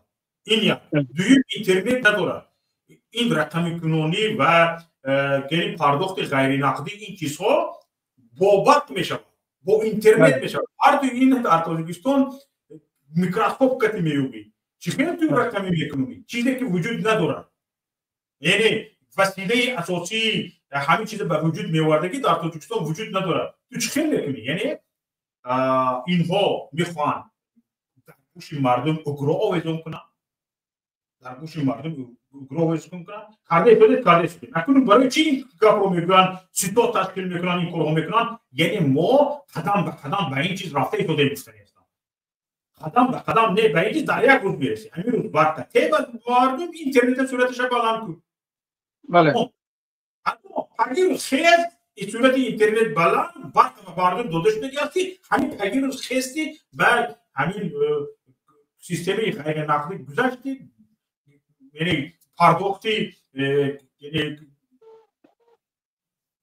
سیستمی الکترونیک گذشتی میشود همه چیزها رو. این هم یعنی همین نبودنی چه بودنی هستم نبودنی همین پرداخت غیر نقدی، نبودن حکومت الکترونی یعنی یکی از سبب‌های اساسی فساد است. اینها کاغذ رو میفروشن، سرتیفیکات رو میفروشن برای یک اجازه‌نامه گرفتن به این خودرو به وای خودرو از این اداره به وای اداره دا امضای اینش رو بگیر امضای برایش رو بگیر. برای همین 3 سوت زمین گرفته به اونجا مگزین پوشیدن 21 تا امضا در کار. بله برای 3 سوت زمین گرفته با اونجا مگزین پوشیدن 21 تا خود پایدار نمیمونه، فقط برای زمین گرفتن 21 تا امضا در کار بوده است. بعد اجازه 5 مداوی 1 سال مداوی 6 مداوی 2 سال مداوی گرفتن بعد از گرفته شدن حال پایدار شمون بعد به معمار مداوی با چی میگونیم با نقشه کشی مداوی با گوست پلان مداوی با اینش مداوی با وایدش مداوی باید بشه یک چیز دیگه رو پیدا میشه. اگه شما تصور کنید همین فساد است یا نه؟ بله فساد است. بله فساد است. مثلا خود در آمریکا در افغانات ایستاده شرکت میکشوی، افغانات ایستاده مثلا گریم بیزنس باز میکنی، افغانات ایستاده مثلا گریم عرضه میدی همین حجت های گفتگیش رو میفرستونی بعد از درست خیلی خود من تصوراتی که ندارم چون با این کار سری کار نگرفتم لیکن درست در خانه ایستاده همش رو پر میکنید روان میکنید بعدین در بانک مثلا در دولتی سوئد باید که تقریبا 2,500 یورو در کارت کورتی همون کمپانی تون باید گذارید. اگر که کمپانی خود باشد بعد ба шумо мекушоям ҳамин тақрибан гӯям ки 1 моҳ давом мекунад. Баъд аз 1 моҳ ҳама ҳуҷҷатҳо пеши шумо мебиёяд. боз дар дохили 1 моҳ шумо карти банкӣ мекушоед ва тааллуқ ба ҳамон компанӣ дорад. ҳамаш дар ҳамин 1 моҳ тамом мешавад. шумо пеши пажарни намеравед, пеши фалонӣ намеравед, дигар намеравед. Аз хона тамом фақат як бор ба банк меравед, коғазҳоро пешниҳод мекунед, дуввум бор меред ҳамон картаро мегиред, тамом соҳиби компанӣ ҳастед. бо компании хурдам нест, компании аксионерное общество, компании бузургтар. یک نفر میخوان گپ زنن بعد از اون صحبت ادامه. سفر گپ زنید. سلام علیکم اکا شوکت. علیکم السلام. علیکم سلام. برادرم سلام علیکم. علیکم سلام. اکا شوکت ما یک پیشنهاد داشتم. راستگاه اگر اجازه باشه. در خدمتیم شما. در مسئله ما بسیار میشنم در مسئله یکجا بودن ملت هر کس گپ میزنه. ما یک گفتنی دارم، فقط خواهش میکنم که یک پریوات نکنین. بود کردم بعد ما شما را گوش میکنم. ما میدونم یک عده گروهی هستن که اگر چی باشد با اجازت شما من خارج میشوم. چی باشد برادر شما پلانی میشود. یک چیز من در آخرین گفتنی هستم که همون وکیل مدافع فیضعلی یلداشوف رو آزاد کنند. کلا همون جنایتی که مقابل وای امروز دادستان کل میخواد اون نفر زندان کند، کلا که این عمل این خیانت کلا به این نفر به کل مردم بس کند و تحقیق کنند این عمل و همون نفرهایی که در حقیقت پورا گرفتنی بودن، فسادکار هستند، باید که زندان شوند. این همه میدونند. در همه قشری جامعه، در همه وزارت کارخانه ها امروز این چیز رشد کردگی هست. مردم بیگناه تهمت نکنید، مردم بیگناه زندان نکنید. وقتی که این گونه نفرها را زندان میکنید با تهمت، فردا هر ظلمی که بالای فرزنداتون بیاید، فرزنداتون شکایت برده نمیتونند. از برای همین ظلم بالای مردم تاجیک باید خاتمه یابد. مردم از این ظلم آزاد شوند. البته که پایان شب سیاه سفید است، روز است میگویند. البته همون روشنایی روز نزدیک است به این مردم. سلام علیکم و رحمت الله و برکاته. و علیکم السلام و رحمت الله و برکاته. سلامت باشید. تشکر که وقت پیدا کردید. بعد دیگه ما نه دیگه بنویسیم. سفر بفرمایید. مکه شوکت ما یک پیشنهاد گفتم دارم. خب من فکر کنم تمامی راه‌ها را همه مبارزه استفاده بردن. یک راه مونده. مقصد همه میشه همه خیلی همه مبارزه ما مبارزه همش در نظر ندارم. مقصد دو گروهی هستند. یکی 24 حزب نظر. همین دو پیمان. همینو مقصد که برایان افیر مالی و هر کدومش مثلا چیزی خودش داره، نظامی خودش داره. فقط در افیر پروسه هم خیلی برایان یک جا مثلا گپ زنن. ما فکر میکنیم که اگر مردم دا یک موتیواسیون خوب میشود که همه را استفاده نشید. شاید امیرا بهتره که یک ما مثلا شما را در نظر ندارم. شما را گوش میکنن چه گروهی 24 باشه چه نظر باشه گوش میکنن همش. یک پیشنهاد ما هم یک بار امیرا اگر قبول کنن، مثلا اگر خواهم بفهمن که مثلا چند قدم طرفدار یک موضوع کدومش میخوره، یک موضوع مونه که کی طرفدار که مثلا که ما در افیر روزا در افیر برویم گپ زنیم. این خیلی نه. بعدا اون چیزی که هست در موبایلشون هست در هر کمش مثلا دوران مثلا چیزای خودشونه هم قانونای خودشونه اوش مالی رو با خودشون مونه هم خیلی بیسته. فقط در همین افیر یک جا برایند یک بار همین چیزا گپ زنن کوچ خیلی میشود. خب پیشنهادتون به نهایت پیشنهاد خوب است برادر عزیز. تشکر بر پیشنهاد. مسئله مبارزه این است که دوستان عزیز، حالا همینجا من برآمده گام زده شدم، ما صحبت میکنم و افراد دیگر، برادران دیگر میبرن برنامه میکنن، صحبت میکنن، برنامه های دیگر دارن. مثلا همین کار رسانوی دوستان عزیز که فقط شما ما را میبینید و ما را دیده شده، همین کار رسانه‌ای شاید از 10 یک حصه فعالیت سیاسی نباشه. شاید از 10 یک حصه فعالیت سیاسی نباشه. و در این فعالیت سیاسی که نه فقط مردم خود، یعنی نظام هست، نظام داخلی هست، نظام بین‌المللی هست و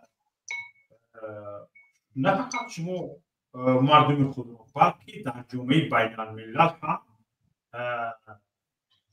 شما جامعه بین‌المللی رو هم تا حد به یک خلاصه نهایی آورده رسانیدنتون لازم است که وقتی که شما به بعضی عملهای جدی سر کار میگیرید،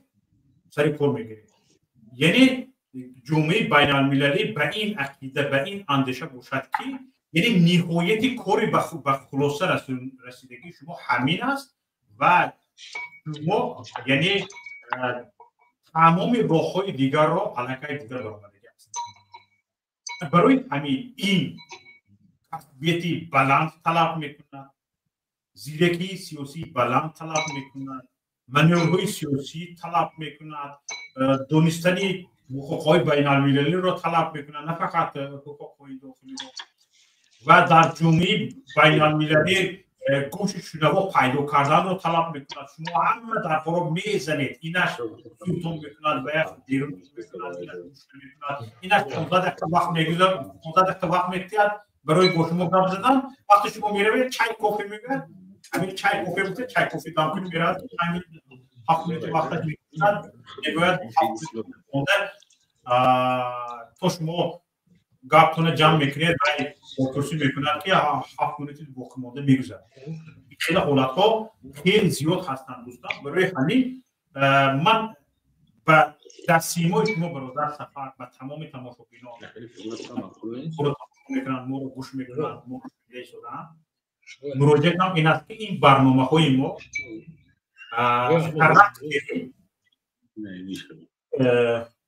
من میکروفونتون پشت گپ زنم،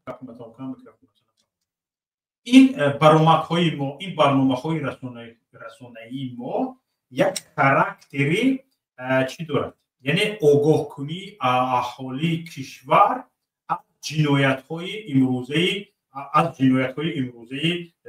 یعنی قشری حاکم است.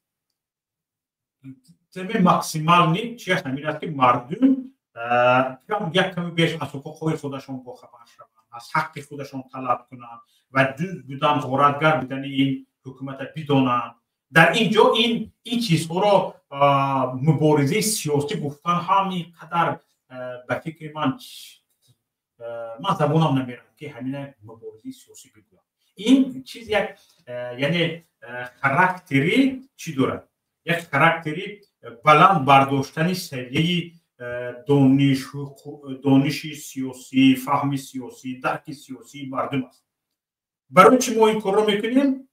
و برای آنکه همه میدونن که تا همین مردم خودش به یک خلاصه نبیاید، به این 4 تا مخالف گپ زده ایستادگی هیچ کار کرده نمیشه.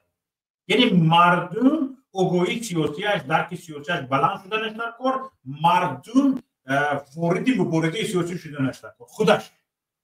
یعنی ما حال وارد مبارزه سیاسی نشده، یعنی مردم وارد مبارزه سیاسی نشده است.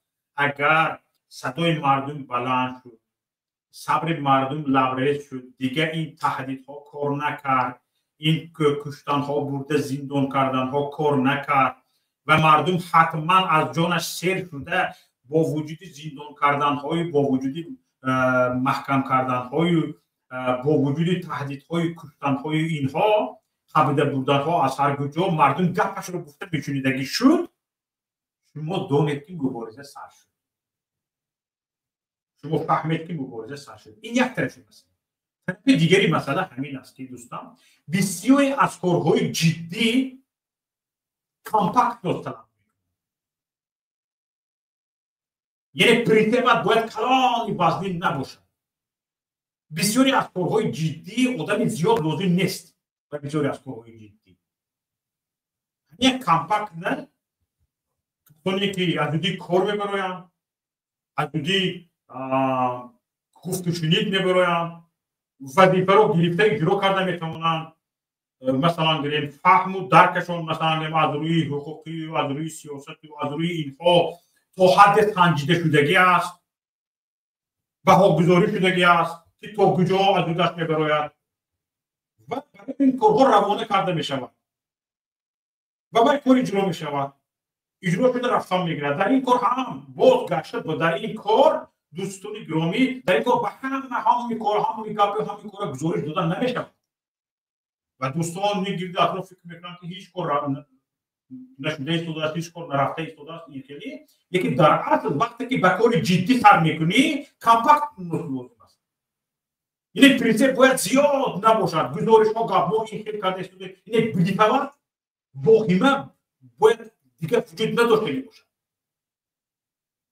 از واهمه دست میکشی های بله حیافو دست میکشی بعد عملهای جدی میگذاری در عملهای جدی باید قدم‌هایت شمرده باشند گپ‌هایت باید حرف‌هایت شمرده براید هر یک حرف میگفتگی باید شمردگی باشد آگاهانه باشد از روی وظیفه‌ای که تو گرفتگی هستی باید صادقانه برای باید کار کنی فهمت میرسیدگی باشد نه فقط هنری گپ زدی باشد بر پیش یک دیره پرتافتن یک چیز پرتافتن گفتن که این با فلانی بررسی کردن نکن با فلان سازمان بررسی کردن نکن با فلان سازمان گفتگوشنی کردن نکن با فلان نماینده گفتگوشنی کردن نکن این تا به آخر در دوام همین سال برده رساندن نکن این پرونده همین کردن نکن تو کرده توانی فهمت رسد دانشت رسد اصلا پشت پرده اونه که ما میبینه دیگرای نمیبینه دیگرای در همین کار هست و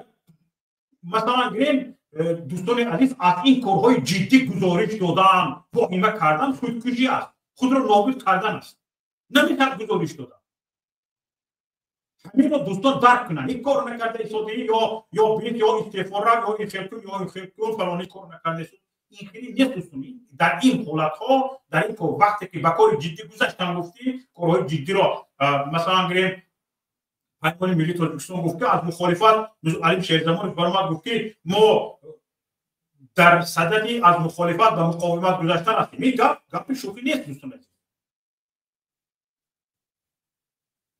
این گپ شوخی نیست همین گپ باراش اندیشه کنیم این گپ خیلی گپ کلان است وقتی که از مخالفت حیاهوی هم تو مخالفت چه یعنی به این کارت من روزی نیستم این کارت باید نشود انا کارت باید نشود تو این خیلی تو روی خیلی گفتن از گپ به عمل میکشد یعنی مقاومت همین است یعنی قدم‌های استوار پیش میگذاری در این قدم‌های استواری که پیش میگذاری توی گزارش داده نمیتونی به هیچ کس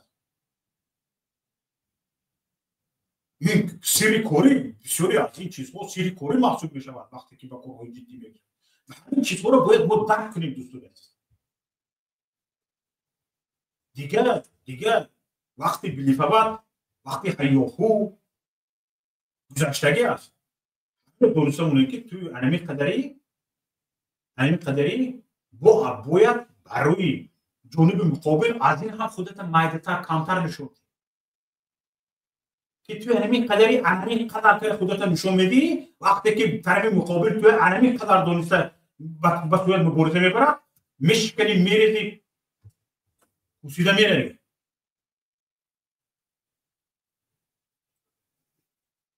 من نمیدونم باز چه فکر کرده میگویم همین قدر است دوستان عزیز باید این چیزها رو بدونیم و این کارهای هیاهوی‌های مثلا من میبینید دیگه دوستان میبینید مثلا گاب زده شده برنامه کرده شده فقط باید ببینید یعنی دوستان عزیز این برنامه‌های ما این گپ‌های ما از در یک کیسه فعالیت هم نیست فقط چیزی که میبینید همین است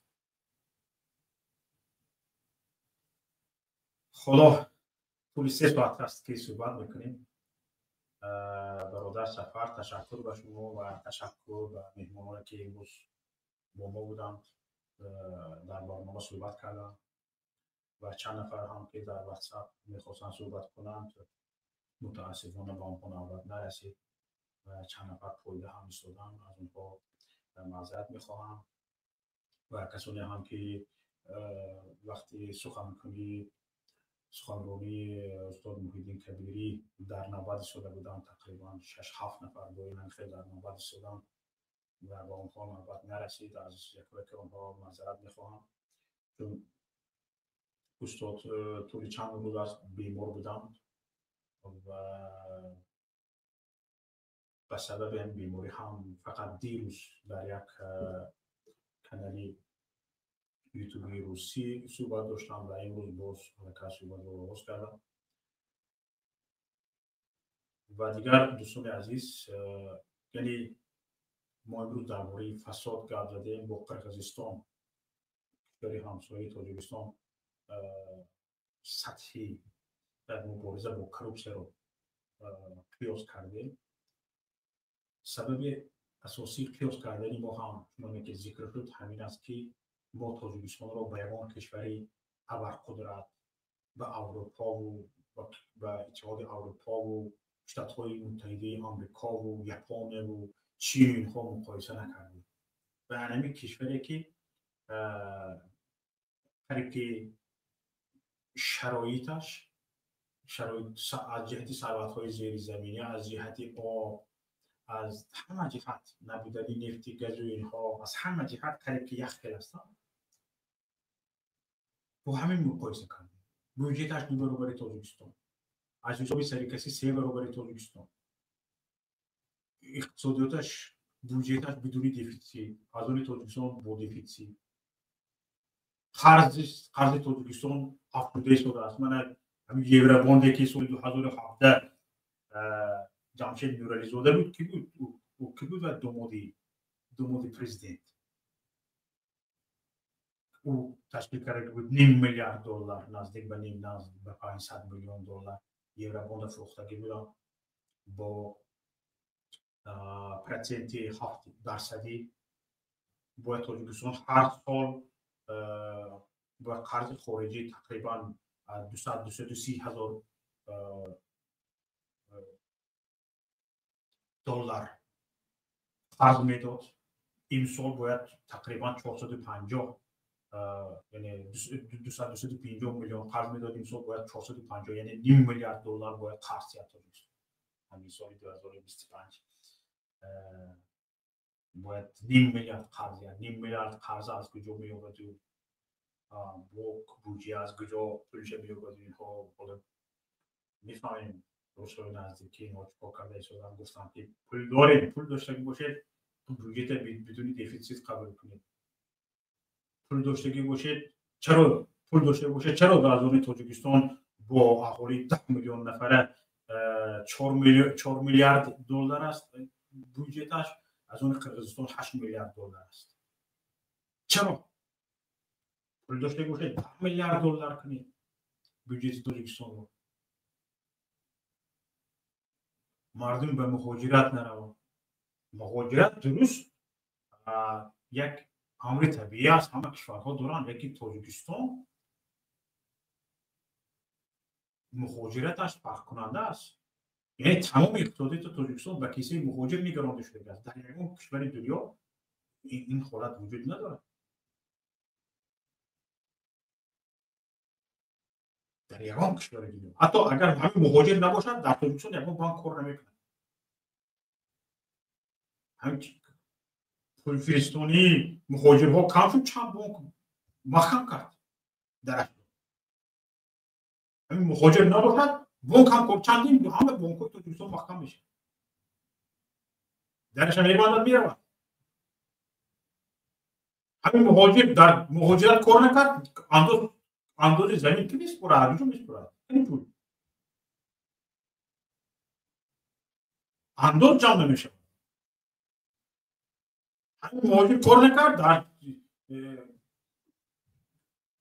همین خواهر و مادری سمشکه فروش سمشکه فروشی نمیتونن توی سمشکه خونه به میرود تمام بالا.